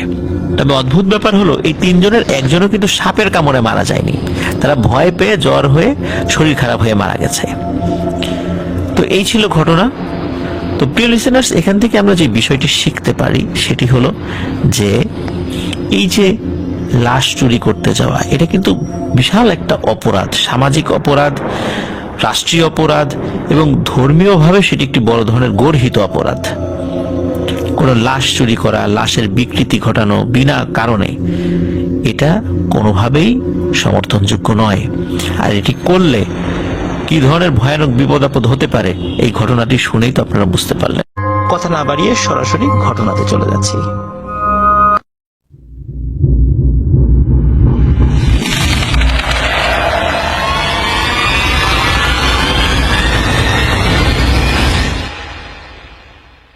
রিমেম্বারিং স্টোরিজে সকলকে স্বাগত জানাচ্ছি প্রিয় লিসেনার্স। আপনারা জানেন, প্রতি শনিবার আমার বলা বিভিন্ন পুরাতন ঘটনাগুলো এগুলো আমরা আপলোড করে থাকি। তারই ধারাবাহিকতায় আমরা আজকে আপনাদেরকে দুটো ঘটনা ইনশাল্লাহ শোনাতে যাচ্ছি। অনেকদিন ধরে অনেকেই কমেন্ট করেছেন রাজবাড়ির কামাল কবিরাজের ঘটনা শোনার জন্য। আসলে কামাল কবিরাজের ঘটনাটি অনেক আগে আমি বলেছিলাম, যার ফলে অনেক বিষয়ই আসলে স্মরণে ছিল না। কারণ অনেক ঘটনাই তো বলা হয়েছে, সেই ঘটনাগুলো নতুন করে আবার সংগ্রহ করতে একটু সময় লেগে যায়। আবার যাদের কাছ থেকে ঘটনা সংগ্রহ করেছিলাম তাদেরকেও ঠিক মতো পাওয়া যায় না। আর একজন মুরব্বীর কাছ থেকে ঘটনা সংগ্রহ করা, তাকেও পাওয়া যাচ্ছিল না। যাই হোক, বিভিন্নভাবে দীর্ঘ সময় নিয়ে কামাল কবিরাজের ঘটনাটি আবার পুনরায় সংগ্রহ করতে সক্ষম হই। নতুন নতুন বেশ কিছু বিষয় পরে জানা যায়, সেই বিষয়গুলো আপনাদেরকে এখন শোনাবো, যেগুলো প্রথমে যখন ভূতে ফেমে বলেছিলাম তখন সেটি বলতে পারিনি। তবে একটা বিষয় মাথায় রাখবেন, এটি অনেক আগের ঘটনা, বাংলাদেশের স্বাধীনতার আগের ঘটনা। তো যার কারণে অনেক তথ্যই এলোমেলো হওয়াটাই স্বাভাবিক। আর এগুলো সিংহভাগই অকাট্য প্রমাণ ছাড়া।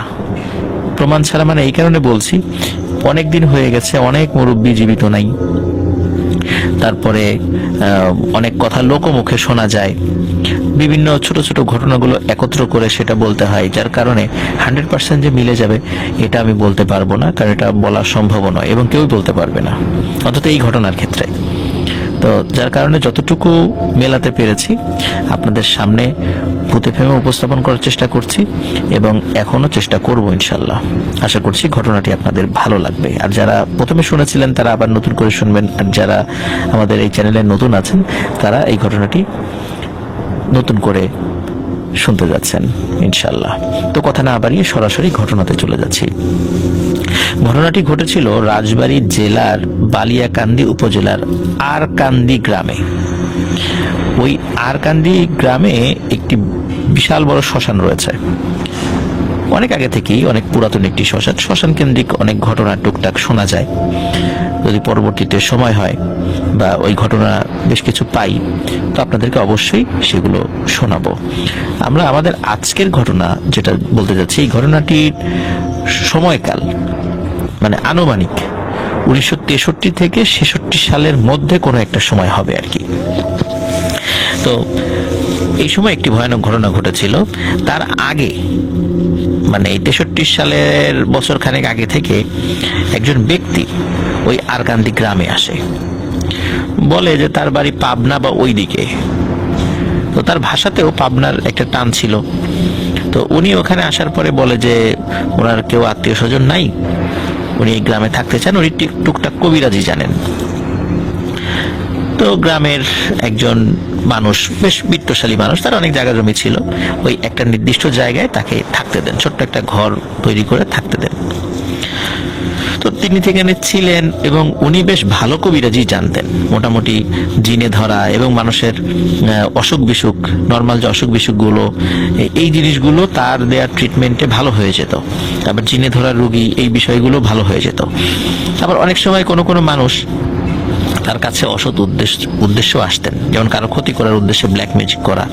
মানে বলা যায় যে এই লোকটি ভালো খারাপ দুই ধরনের কাজই করতেন। মানে মানুষ স্বাভাবিকভাবে দেখতো যে সে প্রকাশ্যে কারো ক্ষতি করতো না, বা প্রকাশ্যে কারো মানে সাথে গোলমালে যেত না, কারোর সাথে খারাপ বিহেভ করতো না, মানে এরকম সে চলতো।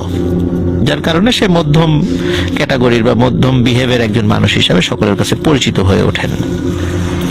ওনার নাম উনি সকলের কাছে পরিচিত করেন কামাল নামে, আর কামাল কবিরাজ নামেই তিনি ওই গ্রামে পরিচিত হন। তো বেশ ভালোই চলছিল সবকিছু। তো উনি মোটামুটি যখন ওই গ্রামে বা আশেপাশের গ্রামগুলোতে তার কবিরাজি বিদ্যার কারণে মোটামুটি ফেমাস হয়ে যান, আশপাশ থেকে লোকও তার কাছে আসতে থাকে, তখন ওই গ্রামে একটা সমস্যা দেখা দেয়। সেটা হলো মাঝে মাঝে মাঝে মাঝে বলতে মাসে একটি কি দুটি, মানে দুটির ঊর্ধ্বে নয়, কিন্তু মাসে একটা হবেই। সেটা হলো গ্রামের কোনো বাচ্চা মিসিং হয়ে যেত, এবং তাকে যখন উদ্ধার করা হতো বা পাওয়া যেত কোনো জঙ্গল, ঝোপঝাড় অথবা সেই আরকান্দি শ্মশানের কাছে, এবং ওই ডেড বডি যখন পাওয়া যেত, দেখা যেত ওই ডেড বডির বুক মানে ফেরে ফেলা হয়েছে এবং তার ভেতর থেকে হৃৎপিণ্ডটা বের করে নেওয়া হয়েছে। শুরুর দিকে মানুষ, যারা গ্রামের মানুষ রয়েছে, তারা কিন্তু চিন্তা করতো যে আসলে এখানে তো অনেক ধরনের হিংস্র জন্তু জানোয়ার রয়েছে, কারণ ওই সময়ে ওই এলাকায় বেশ ঝোপঝাড় জঙ্গল ছিল। তো এই কারণে তারা চিন্তা করেছে হয়তোবা এই ধরনের হিংস্র জন্তু আসতেও পারে। কিন্তু কেউ কেউ বলে যে হিংস্র জন্তু যদি আক্রমণ করে তাহলে তো এর শরীরে অনেক ধরনের দাগ থাকার কথা, আঁচড় থাকার কথা, কিন্তু তা না হয়ে শুধু ধারালো ছুরি দিয়ে বুকের উপর থেকে কেটে ফেলছে, হৃৎপিণ্ড নিয়ে যাচ্ছে, এটা কেন? তো এটা বিভিন্ন জন বিভিন্ন রকম ভাবে বর্ণনা করে। কেউ বলে যে জিন, মানে জিনের উপদ্রব শুরু হয়েছে গ্রামে, জিনে এগুলা খেয়ে ফেলছে, এরকম অনেক ধরনের কথা বলতে থাকে। তবে এরকম কয়েকটি ঘটনা যখন হয় তখন কামাল কবিরাজের কাছে যখন তারা শরণাপন্ন হয়, তখন কামাল কবিরাজ বলেন যে এটি একটা পিশাচের কাজ, কোন পিশাচ এই বাচ্চাদেরকে ক্ষতি করছে, তোমাদের উদ্বিগ্ন হওয়ার কোনো কারণ নাই, আমি নির্দিষ্ট রিচুয়াল করে দিব, এই সমস্যা থাকবে না। তার জন্য ওই খরচ করতে হবে। এখন গ্রামের লোকদেরকে বিভিন্ন বিষয় আনতে বলে, আজ এটা কাল ওটা, এরকম বিভিন্ন জিনিস আনতে বলে, এবং টুকটাক টাকা পয়সাও নেয়। তো সে তার মতো করে রিচুয়াল করে। দেখা যাচ্ছে যে প্রথম 2-3 মাস কোনো সমস্যা নেই, হঠাৎ আবার একটি সমস্যা দেখা দিল। সেটা হলো ওই যে একটা বাচ্চা মিসিং। যখনই মিসিং হয় তখন ওইভাবেই ওই বাচ্চার ডেড বডি পাওয়া যায়, শুরুতে যেভাবে বলেছি। লোকাল থানায় জানানো হয়, থানার থেকে আসে, কিন্তু তারাও কোনো সুরাহা করতে পারে না, তারা কোনো আসামি ধরতে পারে না যে আসলে এটা কে করছে। আর ওই সময় আসলে যোগাযোগ ব্যবস্থা তো এত ভালো ছিল না। রাজবাড়ি থেকে গোয়াল মানে বালিয়াকান্দি যাওয়ার যে রাস্তাটা, এখনো রাস্তাটা অত ভালো না, এখন বেশ সংস্কার করা হয়েছে, কিন্তু তারপরেও খুব যে ভালো তা নয়। কিন্তু ওই সময় তো আরো বাজে অবস্থা ছিল। তো তখন ওই গ্রামের মানুষের অনেক ধরনের কুসংস্কার, আরো বিভিন্ন ধরনের অন্ধবিশ্বাসের কারণে তারা চিন্তা করতে এগুলো জিনে এই কাজ করেছে, যার কারণে তারা আসলে থানাতে ওইভাবে জানাতো না। আর থানায় যদি না জানানো হয় তাহলে তারা জানবে কিভাবে যে এই ধরনের একটি ঘটনা ঘটেছে। এই কারণে অনেক সময় অনেক বিষয়ই ধামাচাপা পড়ে যেত বা মানুষও জানানোর প্রয়োজন মনে করতো না। তো যাই হোক, ওই সময় তো মুক্তিযুদ্ধের আগে ফরিদপুর জেলা ছিল, রাজবাড়ী জেলা ছিল না। যত বিচার আচার সবকিছু কিন্তু ওই ফরিদপুর কোর্টেই হতো, বা ওখান থেকেই অনেক কিছুই নিয়ন্ত্রণ করা হতো, যেহেতু ওটা জেলা ছিল। বৃহত্তর ফরিদপুরের একটা অংশ ছিল রাজবাড়ী জেলা।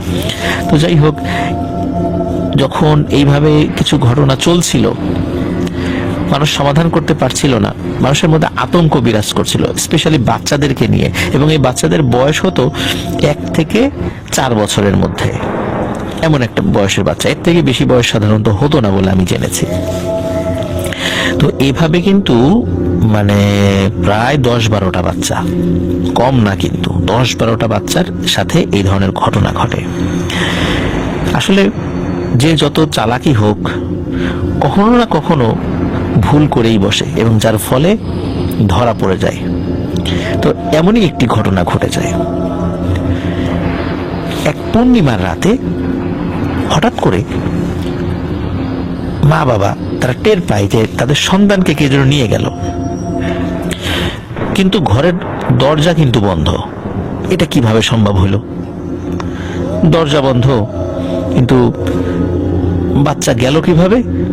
কিন্তু বাচ্চা কিন্তু ঘরে নাই, কিন্তু মনে হলো কারো পায়ের শব্দ। শুরুতে বোঝে নাই, মানে মনে করেছে হয়তোবা ওই ঘর তো অন্ধকার থাকে গ্রামে, বা হারিকেনের আলোটা অনেক কমিয়ে তারা ঘুমায় আর কি, মনে করেছে হয়তোবা বিছানা থেকে পড়ে গেছে। তো বিছানার নিচে খোঁজে, তো পাওয়া যায় না। তখন ঘরের দরজা খোলে। দরজা খোলার পরে ওই যে শুরুতে একটা শব্দ হয়েছিল, তো যার কারণে তখন মনে হয় তাহলে বাইরের শব্দটা কি মানে এই বাচ্চাকে নিয়ে যাওয়ার। তখন পিতামাতার মানে টনক নড়ে, হাই হাই, তাহলে তো আমার বাচ্চাকেও নিয়ে গেছে অন্য বাচ্চাদের মতো। কিন্তু অন্য মা বাবারা কিন্তু যতগুলো বাচ্চা মিসিং হয়েছিল, তাদেরকে হত্যা করা হয়েছিল, এই মা বাবারা কিন্তু ঘুণাক্ষরও টের পায়নি বাচ্চা কিভাবে নিয়ে গেল। তারা শুধু ঘুম থেকে উঠে দেখেছে বাচ্চা নেই, ঘরের দরজা বন্ধ। তো এই ঘটনা যখন তারা টের পায়, তখন তো তারা চিৎকার চেঁচামেচি শুরু করে। ও আরো একটি বিষয় বলে রাখি, সেটি হলো যে ওই বাচ্চা যখন মিসিং হচ্ছিল, তখন গ্রামের লোকজন যখন হিংস্র জন্তু জানোয়ারের কাজ মনে করেছিল, তখন গ্রামের লোকজন পালা করে মশাল নিয়ে পাহারা দিত। এবং পাহারার ওই সময় দেখা যেত যে যে কয়েকদিন পাহারা দিয়েছে তখন কিন্তু বাচ্চা মিসিং হয়নি। মাসখানেক যাওয়ার পরে যখন দেখেছে যে না, আর কোনো বাচ্চা মিসিং হচ্ছে না, তখন তারা ওই পাহারার ইয়েও কমিয়ে দিয়েছিল, এবং তারপরে আবার শুরু হয় এটা। তো যাই হোক, ওই রকমই একটা বিষয় যে পাহারার পরে যখন আবার এই সমস্যা শুরু হয়েছিল, সেই সমস্যার মধ্যে এই ঘটনাটি ঘটেছে নতুন করে। তো তারা তো চিৎকার চেঁচামেচি শুরু করে, বাচ্চার মা বাবা। তাদের চিৎকার চেঁচামেচিতে ওই আশেপাশের যারা মানুষজন আছে তারা তো চলে আসে, বলে যে এই ঘটনা, আমার বাচ্চা নেই। তখন তো তারা মশাল নিয়ে বেরিয়ে পড়ে, হাতে লাঠি, বর্ষা, দা, মানে এই কারণে তারা ওই লোহা জাতীয় জিনিস নিয়েছিল, কারণ তারা চিন্তা করেছিল যে ওই যে পিশাচ বা ভূত, জিন ভূত হাতে লোহা থাকলে এবং সাথে আগুন থাকলে ক্ষতি করতে পারে না। তারা মূলত ওই চিন্তা করে এই জিনিসগুলো সাথে নিয়েছে। তারা খুঁজতে থাকে কোথায় কোথায় গেল বাচ্চাকে নিয়ে। গ্রামের এরকম 30-40 জন মানুষ দলে দলে ভাগ হয়ে বিভিন্ন দিকে খুঁজতে থাকে। তো ওদের মধ্যে একটা চিন্তা ছিল যে যেই জায়গাগুলোতে আগে বাচ্চাদেরকে পাওয়া গিয়েছে আমরা সেই জায়গাগুলোতে আগে যাব। এর মধ্যে একটা দল ওই আরকান্দি শ্মশানের দিকে যায়। আরকান্দি শ্মশানের দিকে গেলে কোন একটা জায়গা থেকে মানে তীক্ষ্ণ আর্তনাদ ভেসে এসেছিল তাদের কানে। ওই আর্তনাদের ওই শব্দ ধরে তারা যেতে থাকে এবং তারা চিৎকার করতে থাকে, এই পাওয়া গেছে পাওয়া গেছে। ওই দূরে যারা ছিল তাদের কানে শব্দ গেছে, তারাও ওই শ্মশানের দিকে ছুটে এসেছে। ওই শ্মশানে গিয়ে একটা ঝোপের পাশে তারা ওই বাচ্চাকে আবিষ্কার করে, এবং ওই বাচ্চাকে একা আবিষ্কার করে না, তার হত্যাকারী সহ আবিষ্কার করে, দেখে এই হত্যাকারী আর কেউ নয়, এটা ওই কামাল কবিরাজ। কামাল কবিরাজকে হেন অপকর্ম করতে দেখে সবার মাথা বিগড়ে যায়। কেউ আইন নিজের হাতে তুলে না নিলেও হাতে লাঠিসোঁটা যা ছিল তা দিয়ে বেধড়ক পিটুনি দেয় তাকে। পিটাতে পিটাতে প্রায় আধমরা করে ফেলে। যেহেতু দেশে আইন আছে, বিচার আছে, থানা আছে, তখন গ্রামের যিনি মাতবর গোছের ছিলেন তিনি বললেন যে না, আসলে এইভাবে আমাদেরকে আইন হাতে তুলে নিলে হবে না, ওকে আমরা পুলিশের কাছে দিয়ে দিব। কারণ এর আগেও যেহেতু এই কাজ করেছে, পুলিশ ধরতে পারেনি, অন্তত এই বিষয়গুলো পুলিশের জানা থাকা উচিত যে ও এই কাজটি করেছে। তখন সকালবেলা তাকে পুলিশের কাছে হস্তান্তর করা হয়। ওই সময় তো বলেছি যে ওই সময় কিন্তু এই ফরিদপুর কোর্টে বিচার কার্য পরিচালনা হতো। তো ফরিদপুর কোর্টে যখন তাকে চালান করা হয়, সে এজলাসে থাকা বিচারকের সামনে সে স্বীকার করে যে এই সব ঘটনা সেই ঘটিয়েছে। যতগুলো বাচ্চা সে মিসিং করেছে, হত্যা করেছে, এই সবগুলো মানে তার কারণেই হয়েছে। এবং সে যে কাজটি করত সেটি হচ্ছে ওই বাচ্চার হৃৎপিণ্ডটা খেত। তাকে যখন জিজ্ঞেস করা হয়েছিল এই কাজটি সে কেন করেছে, তখন বলে যে এই কাজটি প্রতি মাসে অমাবস্যা এবং পূর্ণিমাতে এই কাজটি করতে হয়, না হলে প্রতি মাসে একটা করতেই হয়, তা না হলে তার অর্জিত যে জাদুবিদ্যা, জানা যে জাদুবিদ্যা, সেগুলো কাজে লাগে না।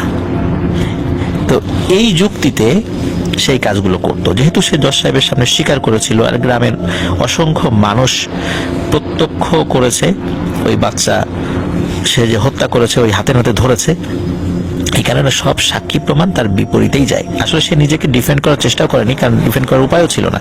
সে জজের সামনে স্বীকার করেছে। বিচারে যেটা হওয়ার সেটাই হয়। জজ তাকে মৃত্যুদণ্ড প্রদান করেন। এখন মৃত্যুদণ্ড প্রদান করার পরে তার যেহেতু কোনো আত্মীয় স্বজন ছিল না, আর এই কারণে সে কিন্তু নির্দিষ্ট সময়ের মধ্যে আপিলও করেনি হাইকোর্টে, যার ফলে তার মৃত্যুদণ্ড বহাল থাকে। আইনি যে প্রক্রিয়াগুলো আছে সেই প্রক্রিয়াগুলো যথাযথভাবে মেনে তাকে মৃত্যুদণ্ডের জন্য প্রস্তুত করা হয়। তাকে রাখা হয়েছিল ফরিদপুর যেই কারাগার, এখন নতুন কারাগার মনে হয় হয়েছে, আমি দেখি নাই বা আমি জানিও না। তো আগের ব্রিটিশ পিরিয়ডে একটা কারাগার ছিল, এই কারাগারে তাকে ওই সময় রাখা হয়েছিল, কারণ ওই সময় তো আর নতুন কারাগার হয়নি। তো সেখানে রাখার পর তাকে কিন্তু কন্ডেম সেলে রাখা হয়েছিল। সেখানে রাখার পর কিছু ঘটনা ঘটে প্রিয় লিসেনার্স, সেটি আপনাদেরকে একটু বলি।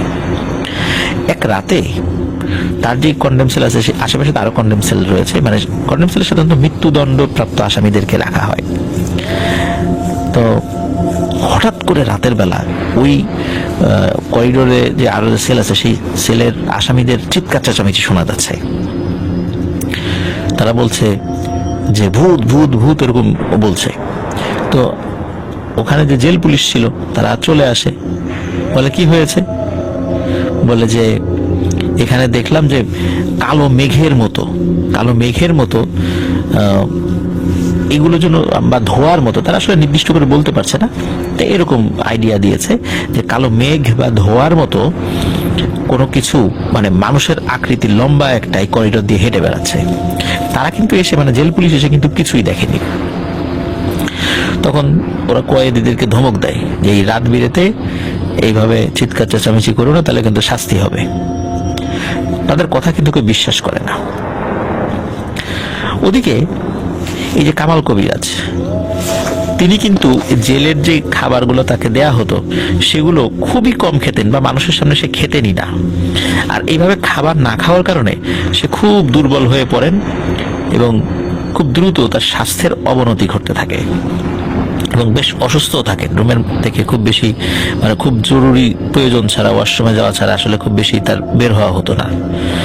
এমনিতে তো কিছুটা অংশ তো তারা ঘুরে বেড়াতে পারতেন জেলের মধ্যে, কিন্তু সে ওই অসুস্থতার কারণে খাওয়া দাওয়া করতে পারতেন না, এই কারণে সে বের হতো না। তাই হোক, এর কয়েকদিন পরে জেলখানায় আরো একটি ঘটনা ঘটে। সেটি হলো যে রাত প্রায় আনুমানিক 2-2:30টার দিকে আগুন আগুন বলে সবাই চিৎকার চেঁচামেচি করছে, এবং সেটা কিন্তু ওই সেলের আশেপাশে যে কয়েকটা ইয়ে ছিল, মানে কামাল কবিরের যে সেলে রাখা ছিল তার আশেপাশে আরো যে সেল ছিল সেখানকার কয়েদিরা বলছে। জেল পুলিশ আবার আসে, দেখে যে স্বাভাবিক। তখন বলে কি হয়েছে, বলে যে মনে হলো ওই যে কামাল কবিরাজের যে সেল ওই সাইডটাতে দাও দাও করে আগুন জ্বলছে, আগুন ছড়িয়ে পড়তে পারে, আমাদের এখানে আসতে পারে, এই জন্য আমরা ভয়ে চিৎকার চেঁচামেচি করেছি। তো তারা দেখে মানে ওই জেল পুলিশরা যে কিচ্ছু নাই, একদম স্বাভাবিক। আর ওই কামাল কবিরাজও দিব্যি ঘুমাচ্ছে, তার কোনো ভ্রুক্ষেপ নেই এগুলোতে। এবারও জেল পুলিশরা বলে যে আবার যদি এই ধরনের ঝামেলা করছো তো খবর আছে কিন্তু, এই বলে চলে যায়। তো যাই হোক, এরপরে কয়েকদিন পর আর কি আরো একটি ঘটনা ঘটে, সেটি হলো পানি পানি, ডুবে গেলাম ডুবে গেলাম, মরে গেলাম, এই বলে চিৎকার চেঁচামেচি আসে রাতের বেলা। জেল পুলিশ আসে, এসে দেখে কিচ্ছু নাই, পানি নাই, একদম স্বাভাবিক। বলে কি হয়েছে, বলে যে মনে হলো যে এর ভিতরে পানি ঢুকছে, বন্যার পানি, এবং আস্তে আস্তে পানি খালি বাড়ছে, এবং আমরা এই সেল থেকে বেরোতে না পারলে এই সেলও ডুবে যাবে, এত পানি। বলে পানি কই, ফাজলামি করো, এই রাত বিরেতে এই ধরনের সমস্যা সৃষ্টি করতেছে জেলের মধ্যে, এটা কি তোমার মামা বাড়ি না শ্বশুর বাড়ি, এই ধরনের মানে বলে যে যা ইচ্ছা তাই করবা। ওদেরকে খুব ধমক ধমক দেয়, কিন্তু ওদের কথা আসলে কাউকে বিশ্বাস করাতে পারছে না, এবং বিশ্বাস না হওয়াটাই স্বাভাবিক। তো যাই হোক, এদিকে কামাল কবিরাজের যেই ফাঁসির যেই সময়টা, সেই সময়টা ঘনিয়ে আসতে থাকে। ফাঁসির মাত্র প্রায় 3 দিন বাকি। তখন ওই জেল কর্তৃপক্ষ ফাঁসির যে মঞ্চ সেটি রেডি করার চেষ্টা করে, এবং সাধারণত যেটা করা হয় যে যাবজ্জীবন সাজাপ্রাপ্ত বা মৃত্যুদণ্ড সাজাপ্রাপ্ত কোনো আসামি তাদেরকে দিয়ে জল্লাদের কাজটি করানো হয়। আর এই কারণে ফাঁসির যে দড়িটা, এই দড়িটা রেডি করার দায়িত্ব পড়ে এক আসামির কাছে। বলে যে এই দড়িটা নিয়ে ওই যে উপরে যে দণ্ড আছে সেই দণ্ডের সাথে দড়িটা সেট করো, এবং যেখানে যেখানে দড়িটার জয়েন্ট লাগানোর দরকার সেখানে সেই ব্যবস্থাটা করো। তো উনি যখন ওই পাটাতনের উপরে দাঁড়িয়ে উপরে ওই দড়িটা সেট করতে গেছেন, তখন হঠাৎ করে নিচ থেকে পাটাতন সরে যায়। নর্মালি পাটাতন সরার কথা না, পাটাতন সরার জন্য একটা হাতল থাকে বা হুইলের মতো থাকে, ওটা টান দিলে পায়ের নিচ থেকে পাটাতন সরে যায় এবং বডিটা নিচ দিকে পড়ে যায়, নিচে একটা লম্বা গর্ত থাকে, ওর মধ্যে বডি ঝুলতে থাকে, এবং তখন মৃত্যুদণ্ড কার্যকর করা হয়। এটা আপনারা জানেন মোটামুটি সবাই। তো সে যখন পাটাতনের উপর দাঁড়িয়ে সেট করতে গেছে, তখনই হঠাৎ করে পায়ের নিচ থেকে পাটাতন সরে গেছে, আর সে ওই নিচে পড়ে যায়। নিচে পড়ে প্রচন্ড ব্যথা পায়, কারণ গর্তটা তো মোটামুটি বেশ বড়ই। সে তার হাত ভেঙে যায়, পা ভেঙে যায়, তার মেরুদণ্ডের একটা জায়গায় ভেঙে যায়, খুব মারাত্মকভাবে আহত হয় সে। কিন্তু এভাবে কিন্তু পাটাতন সরে যাওয়ার কথা না, কিন্তু হয়তোবা প্রেশার বেশি পড়েছে সেটার উপরে। সে আবার একটা চেয়ার নিয়ে দাঁড়িয়েছিল পাটাতনের উপরে, মানে চেয়ার সমেত সে নিচে পড়েছে। তো সবাই বলেছে যে অনেক আগের পাটাতন, তো হয়তোবা কোনো সমস্যা থাকতেই পারে, এই জন্য পড়ে গেছে নিচে। তো সেটা আবার ঠিক করা হয়। এরপরে কি হয়, মানে বিষয়টা কিন্তু স্বাভাবিকভাবে সবাই নিয়েছে। এরপরে যেটা হয় সেটা হলো যে ওই দড়ি তৈরি করার দায়িত্ব আবার আরেকজনের কাছে পড়ে। তো সে যখন ওইটা ঠিক করছিল, মানে সেট করছিল, কিভাবে যেন সে নিজেও বলতে পারে না, সে নাকি নিজেই ওই ফাঁসির দড়ি নিজের গলায় পরে ফেলেছে, এবং ওইটা নাকি তার গলায় আটকে গেছে। সে ছটফট করছে, তার নিঃশ্বাস বন্ধ হয়ে গেছে। ওই ফাঁসির কাষ্ঠের উপরে যে এমনি যে আরো একটা স্পেস আছে, সেখানে এটা ঘটছে। কিন্তু এখন ওই দেখা যাচ্ছে যে সকালবেলা কিন্তু আসামিদেরকে ওই জেলের ভিতরে ছেড়ে দেয়া হয়। এখন দূর থেকে আসামিরা দেখছে যে এরকম ও ছটফট করছে, কিন্তু শুরুতে তারা বুঝতে পারেনি, কিন্তু যখন পা বেশি ছটফট করছে তখন তারা দৌড়ে যায়। দৌড়ে গিয়ে দেখে যে তার গলায় রশি আটকে গেছে। তখন তারা ওই রশি টেনে খোলার পর অবস্থা খুবই খারাপ হয়ে গেছে, আর একটু দেরি হলে কিন্তু সে মারা যেত। তখন একটা রোমার ছড়িয়ে যায় যে কামাল কবিরাজের ফাঁসির কাষ্ঠ যেই রেডি করবে তারই ক্ষতি হবে। এখন কেউ আর কোনো আসামি আর ভয়ে ওই ফাঁসির কাষ্ঠ রেডি করতে যেতে রাজি হয় না। যাই হোক, এখন আইন অনুযায়ী কাজ তো করতে হবে। পরে জেল পুলিশরাই তারা ফাঁসির কাষ্ঠ রেডি করে। তখন ফাঁসির আর মাত্র 1 দিন বাকি। তখন জেল কোড অনুযায়ী তাকে বলা হয় আপনার শেষ ইচ্ছা কি করতে চান। তখন তিনি 2টো ইচ্ছার কথা বলেন। সেটি হলো যে আমার মৃত্যুর পর আমার ডেড বডিটা ওই আরকান্দি শ্মশানের পাশে কোনো একটি জায়গায় কবর দিতে হবে, আর হলো যে আমাকে একটি ছোট বাচ্চা ছাগলের হৃৎপিণ্ড এনে দিতে হবে, এটা কাঁচা, এটা আমি খেতে চাই। তো আসলে তিনি যে ইচ্ছাটা পোষণ করেছিলেন এই দুটো বিষয়টাই খুব স্পর্শকাতর। প্রথমত তিনি নামে একজন মুসলিম, যেহেতু কামাল নাম, এখন শ্মশানের পাশে তাকে কবর দেয়া বিষয়টা একটু অন্যরকম মনে হয়। যাই হোক, সেটা যদি স্থানীয়ভাবে মানুষরা মেনে নেয় সবাই, সেটা তো কোনো বিষয় না। কিন্তু জেল কোড অনুযায়ী এই ধরনের খাবার তাকে পরিবেশন করা এটা আসলে নিয়মের মধ্যে পড়ে না। কিন্তু তারপরও যেহেতু ফাঁসি হবে মৃত্যু পথযাত্রী একজনের শেষ ইচ্ছা, তারা সেটা পূর্ণ করেন এবং তাকে সেটা দেয়া হয়। তবে দেয়া হয় আগের রাতে আর কি, মানে যেই রাতে তাকে ফাঁসি দেওয়া হবে তার ইমিডিয়েট আগের রাতে। তাকে রাতের বেলা যখন এটা দেয়া হয় তখন সে বলে যে আজকে আমার সেলের আশেপাশে কেউ আসবেন না, এটা আমার 3 নাম্বার ইচ্ছা। যদিও শুরুতে বলি নাই, কিন্তু এটা আমার 3 নাম্বার ইচ্ছা, সেলের কাছে কেউ আসবেন না, আমি একটু নিরিবিলি থাকতে চাই একটা রাত। তো আসলে সেলের কাছে আসার প্রয়োজনও হয় না, কারণ কন্ডেম সেল আর বাইরে তো থাকেই, পুলিশরা সবসময় পাহারা থাকে। আর কন্ডেম সেলের নিরাপত্তা সম্পর্কে আপনারা তো নিশ্চয়ই অবগত আছেন প্রিয় লিসেনার্স, যেটা মানে জেলখানার মধ্যেও আর একটা জেলখানা, মানে এটা খুবই একটা ভয়ানক একটা মানে কক্ষ বলা চলে আর কি। ছোট্ট একটা জানালার মধ্যে থাকে আলো আসার জন্য, বাতাস আসার জন্য। যাই হোক, তাকে রাত্রে সত্যি ওই খাবারটা নাকি দেয়া হয়েছিল এবং দেওয়ার পর খুব স্বাভাবিক ছিল ওই রাত্রে কিন্তু ওই সেলে অন্য কোনো ধরনের ঘটনা ঘটেনি। সকালবেলা তাকে যখন ওই খাবার দিবে, নাস্তা দিবে, নাস্তার জন্য যখন আসে তাকে ডাকে, ওঠে না। পরে যখন তালা খুলে ভিতরে ঢুকে দেখা যায় কামাল কবিরাজ মারা গেছে। ওই যেই ছাগলের যে হৃৎপিণ্ডটা দেওয়া হয়েছিল সেটা কিন্তু সে খেয়েছে, কিন্তু কামাল কবিরাজ জীবিত নেই। কিন্তু তার চেহারা দেখে মনে হচ্ছে সে মৃত্যুর পূর্বে খুব ভয় পেয়েছিল কোনো কিছু দেখে, তার চেহারা দেখে নাকি এমনটা মনে হয়েছিল। যাই হোক, যেহেতু তার লাশ রিসিভ করার মতো কেউ ছিল না, কারণ তার তো কোনো আত্মীয় স্বজন নেই, আর তার শেষ ইচ্ছা অনুযায়ী ওই লাশটি নিয়ে যাওয়া হয় ওই আরকান্দিতে। এখন সমস্যা হলো যে উনি যেহেতু একটা ইচ্ছা পোষণ করেছেন, আর উনি কিন্তু বলেনি যে শ্মশানেই কবর দিতে হবে, শ্মশানের পাশে। তো যার কারণে আমি আগের গল্পে বলেছিলাম ওই শ্মশানে, কিন্তু পরে জানলাম যে না, আসলে শ্মশানে না, শ্মশানের পাশে দিতে বলেছিলেন। তো শ্মশানের পাশে কবর যেহেতু হবে, যদিও কিছু কিছু হিন্দুরা বাধা দেওয়াটাই স্বাভাবিক, যে একজন মুসলিম, তারপর যেহেতু একদম শ্মশানের এরিয়ার মধ্যে না, পাশে, আর ওনার কাছ থেকে সকলে উপকার পেয়েছে, যেমন হিন্দু বলেন, মুসলিম বলেন, মানে মোটামুটি সব ধর্মের মানুষেরাই তাদের টুকটাক সমস্যা নিয়ে তার কাছ থেকে উপকার পেয়েছে। যেহেতু একটা মানুষ মারা গেছে, এখন তার মানে শেষ ইচ্ছা নিয়ে তো আর কোনো প্রশ্ন বা তোলার মতো ওরকম আসলে কারো মন মানসিকতা ছিল না। যদিও তার কারণে ক্ষতি হয়েছে, অনেকগুলো মা বাবার বুক খালি হয়েছে, কিন্তু তারপরও যে লোকটা তো মারা গেছে, বিচার তো হয়েছে, এই কারণে বিষয়টা নিয়ে আসলে কেউ আর বাড়াবাড়ি করে না, তাকে কবর দিয়ে দেয়া হয়। তো একটা কথা কিন্তু প্রেলিসেন্স আপনাদের মাথায় আসতে পারে যে জেলখানার ভিতরে এই ঘটনাগুলো যে ঘটেছে, এটা আসলে আমরা কিভাবে জানলাম? এটা দুইটা ওয়েতে জেনেছি। আমি শুরুতে মানে প্রথমে যখন ঘটনাটি বলেছিলাম, সেটি বলেছিলাম একজন জেল পুলিশ, উনি অবসরে যাওয়ার পরে এই ঘটনাটা মানে উনি কাউকে বলেছিলেন, তারপর এটা ছড়িয়ে পড়ে। আর একটা হলো ওই যে সেলে যে অন্য অপরাধীরা ছিলেন, তারা আবার কেউ কেউ পরবর্তীতে হাইকোর্টে আপিল করে বা বিভিন্ন করে নির্দিষ্ট মেয়াদে সাজা ভোগ করে পরে খালাস পেয়েছিলেন, তাদের মাধ্যমে জানা গিয়েছে।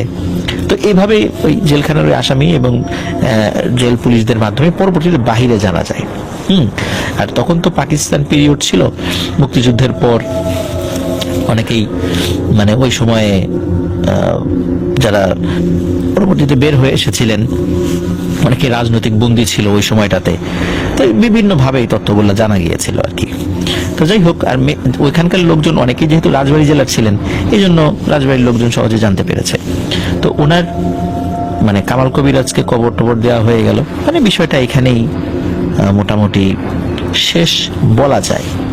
কিন্তু প্রিয় লিসেনার্স, অনেকেই বলে, কেউ কেউ হয়তো বা দেখেছে, কেউ দেখেনি, এটা লোকমুখে শোনা কথা, এটা নির্দিষ্ট করে আসলে বলা যায় না, যে ওই আরকান্দি শ্মশানের আশেপাশে নাকি একজন মানুষকে দেখা যেত, স্বাভাবিক আকৃতির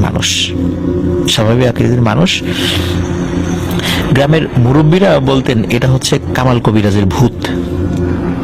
এটা ও ঘোরাফেরা করে, মানে ও তো মানুষ খেকো ছিল, নরখাদক ছিল, তো ওর ভূতটা ঘোরাফেরা করে এদিক দিয়ে। তো এখন সেটা দেখা যায় কি যায় না এই বিষয়ে আমি নিশ্চিত হতে পারিনি, বা কেউ আমাকে বলেও নি।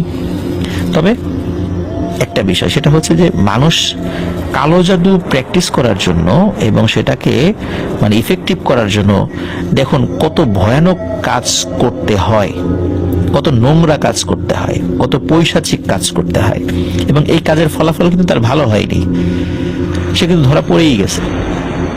এই জন্য প্রিয় লিসেনার্স, আমরা এই কালো জাদু রিলেটেড বিষয় থেকে সবসময় ইনশাল্লাহ দূরে থাকার চেষ্টা করব। অনেকেই আগ্রহ করে যে আমি একটু শিখি, কিন্তু যতটা সহজ মনে হয় আসলে কি এতটা সহজ? নিশ্চয়ই নয়। পরকালে কিন্তু কিছুই পাওয়া যাবে না, দুনিয়াতেও শাস্তি রয়েছে। এই জন্য আমরা এগুলো থেকে ইনশাল্লাহ বিরত থাকবো। আল্লাহ আমাদেরকে বিরত থাকার তৌফিক দান করুক।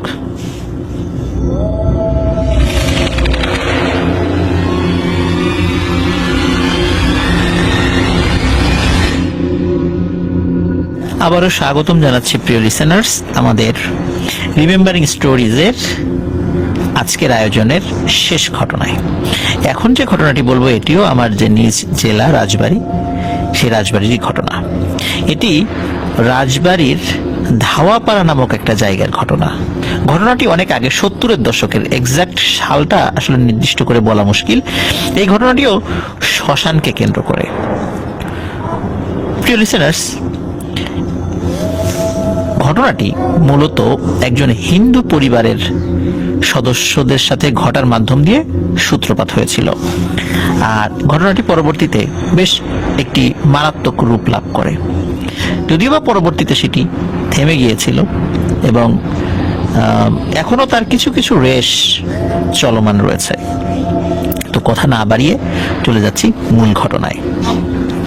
ধাওয়াপাড়া যে ঘাট রয়েছে, পদ্মা নদীর ঘাট, এই ঘাটের কাছে একটি নির্দিষ্ট জায়গায়, মানে নদীর তীরে শ্মশান রয়েছে। সেখানে অবকাঠামো নেই শ্মশানের, মানে সেটা কোনো স্থায়ী কোনো শ্মশান নয়। তবে ওখানকার যে সনাতন ধর্মাবলম্বীরা রয়েছেন তাদের কোনো আত্মীয় স্বজন মারা গেলে নদীর পাড়ে দাহ করা হয়। তো 1973-74 বা এরকম কাছাকাছি একটা সময়, নির্দিষ্ট করে সালটা আমি আসলে পাইনি, তো এরকম একটি সময় একজন মানুষ মারা যান। উনি ওই গ্রামের একজন সম্ভ্রান্ত ব্যক্তি ছিলেন।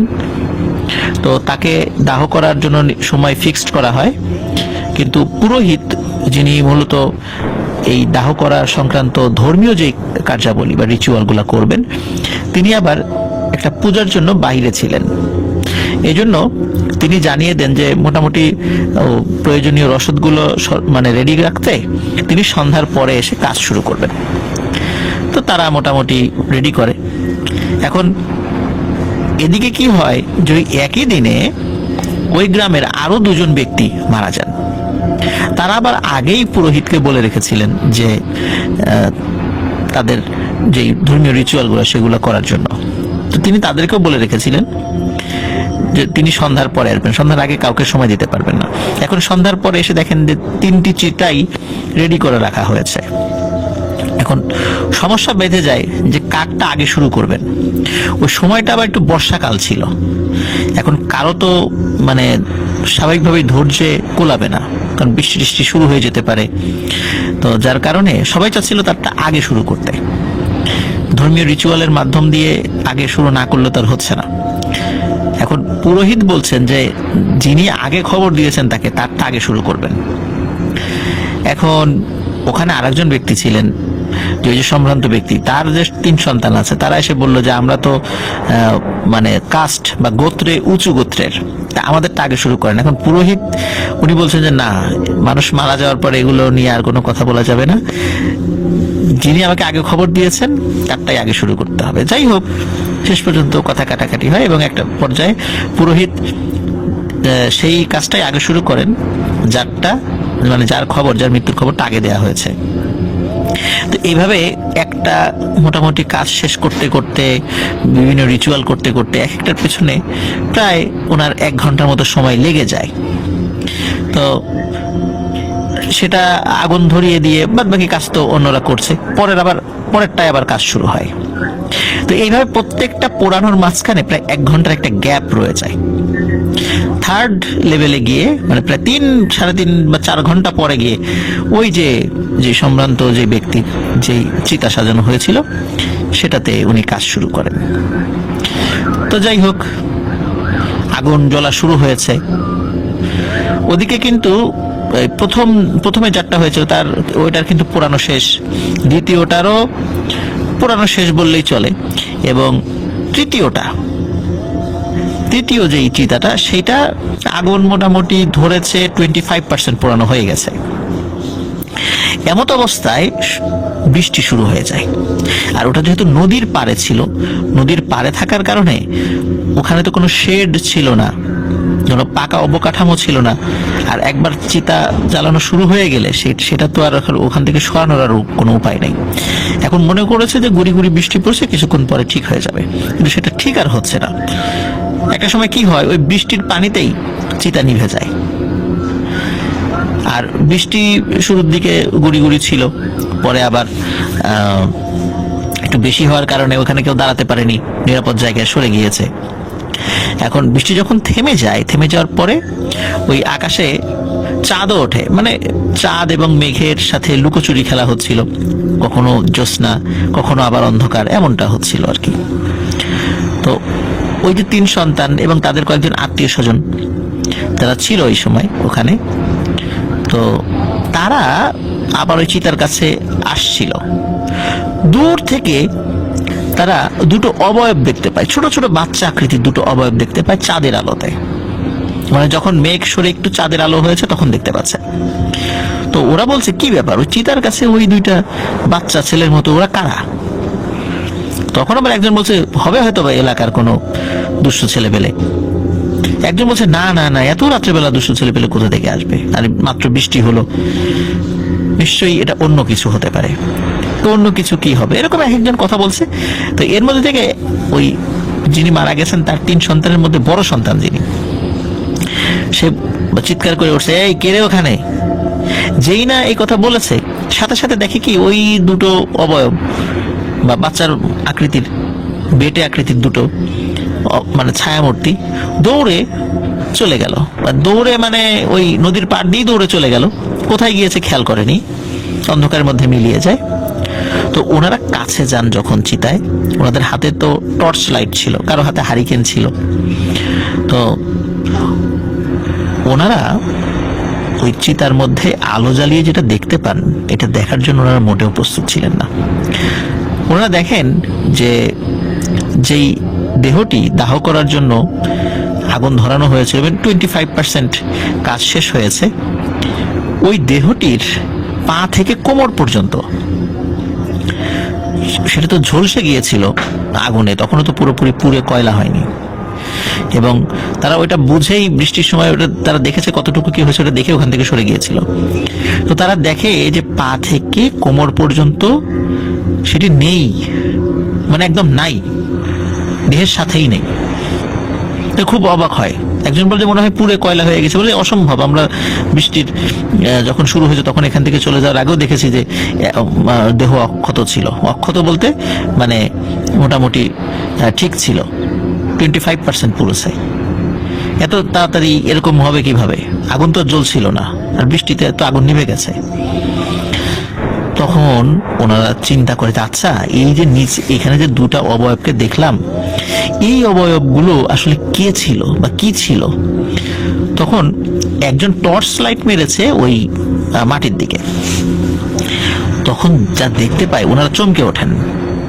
ওনারা দেখেন বৃষ্টিতে মাটি তো কাদা কাদা হয়ে গেছে, আর ওখানে ওনারা ওই জায়গায় আসার আগেই কিছু পায়ের দাগ দৃশ্যমান হয়েছে, এবং এই পায়ের দাগগুলো হচ্ছে এই যে একটু আগে 2জন দৌড়ে চলে গেল বাচ্চা আকৃতির অবয়ব তাদের। আর এটা স্বাভাবিক মানুষের মতো কোনো পায়ের আকৃতি নয়।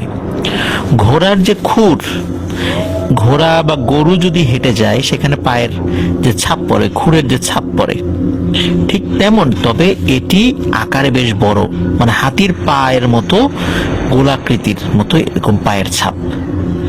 এবং ওরা যে দৌড়ে চলে গেছে ঠিক ওইদিকে ওই পায়ের ছাপটা তারা রেখে গেছে। কয়েকজন মানুষ টর্চ লাইট নিয়ে যেতে থাকে ওই পায়ের ছাপ কোন দিকে গিয়েছে। মোটামুটি একটা সময় পর্যন্ত তারা যায়, কিন্তু যাওয়ার পরে হঠাৎ করে দেখে যে একটি জায়গায় এসে আর পায়ের ছাপ নেই, মানে সেখান থেকে মিলিয়ে গেছে, ডানে বায়ে সামনে পেছনে, মানে পেছন দিকে আছে যেদিক থেকে তারা মারতে মারতে এসেছে, কিন্তু এছাড়া পায়ের ছাপ আর নেই।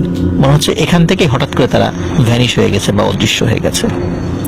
তো যাই হোক, এখন তারা আবার ওই চিতার কাছে ফিরে আসে কয়েকজন, আর ওখানে তারও কয়েকজন ছিল। এখন একে তো বৃষ্টিতে ভিজে গেছে চিতা, তার উপর এই ভয়ানক অবস্থা। সিদ্ধান্ত হয় যে যেহেতু সবকিছু ভিজে গেছে, লাশ 25% পুড়ে গেছে, এই অবস্থায় নতুন করে পোড়ানো সম্ভব নয়, কারণ বৃষ্টি হয়েছে, এখন শুকনা খড়িও পাওয়া যাবে না আশেপাশে। এই জন্য এটি হিন্দু ধর্ম মতে যেভাবে দাফন করা হয় সেভাবে দাফন করা হবে।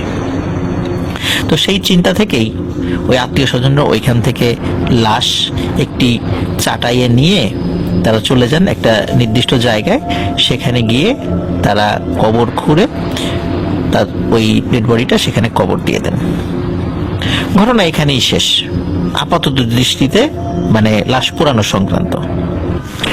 পরের দিন সকালবেলা যে তিনজন ভাই, মানে যিনি মারা গিয়েছিলেন, যে হিন্দু ভদ্রলোক, তার যে তিনজন ছেলের মধ্যে বড় ছেলে যিনি, তিনি অন্য দুই ভাইকে বলছেন যে আজকে রাত্রে আমি একটা স্বপ্ন দেখেছি। এখন বলে কি স্বপ্ন? বলে স্বপ্নে দেখলাম যে আমাদের বাবার কবর কিছু একটা খুঁড়ছে, দুটো প্রাণী মানে খুঁড়ছে। এটা কি মানুষ না কুকুর না বেড়াল না শেয়াল এটা বোঝা যায় না, তবে দুটো হাতের মতো আছে এবং খুব বামন আকৃতির ওই কবর খোঁড়া আমি দেখেছি। আমার কাছে মনে হচ্ছিল এটা আমি বাস্তবে দেখছি, স্বপ্ন নয়। আমরা আমাদের বাবার কবরের কাছে যাই, চলো। তখন তিন ভাই মিলে ওই কবরের কাছে যাই, গত রাত্রেই যেটা কবর দেয়া হয়েছে। গিয়ে দেখেন না, একদম সব স্বাভাবিক, কবর একদম স্বাভাবিক। এখন দুই ভাই বলে যে তুমি স্বপ্ন দেখেছো, স্বপ্ন তো স্বপ্নই। কিন্তু ওনার মনে খুঁতখুঁতি যায় না, যে মনে হচ্ছিল একদম বাস্তব দেখেছে সে। তখন ওই পুরোহিতকে ডাকা হয়, পুরোহিত আসে, সবকিছু শোনে, বলে যে এটা তো স্বপ্নই। কিন্তু ওই বড় ছেলে যিনি মারা গেছেন, তার বড় ছেলে, মানে তিনজনের মধ্যে যিনি বড় ভাই, তো সে বলে যে না, আমি কবর খুঁড়ে দেখতে চাই, আমার কেন যেন মনে সন্দেহ লাগছে।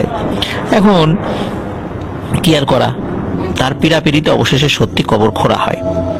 কবর খুঁড়ে তারা যেটা দেখতে পায়, এটা দেখার জন্য তারা মোটেও প্রস্তুত ছিল না। তারা দেখে যে তাদের বাবার কবরে সেই ডেড বডি আছে, তবে মাথার যেই অংশটা, মাথার যে খুলি, এই অংশ বিশেষটা শুধু রয়ে গেছে, তাও সেখানে কোনো মাংসের ছিটে ফোঁটা নেই।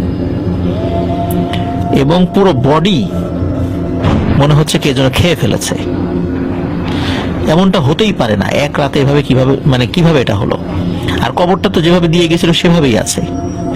তার মানে সে যে স্বপ্ন দেখেছিল এটা সত্য, এবং স্বপ্নে যে দুটো প্রাণীকে দেখেছিল তারাই হয়তো এই ভয়ানক কাজটি করেছে।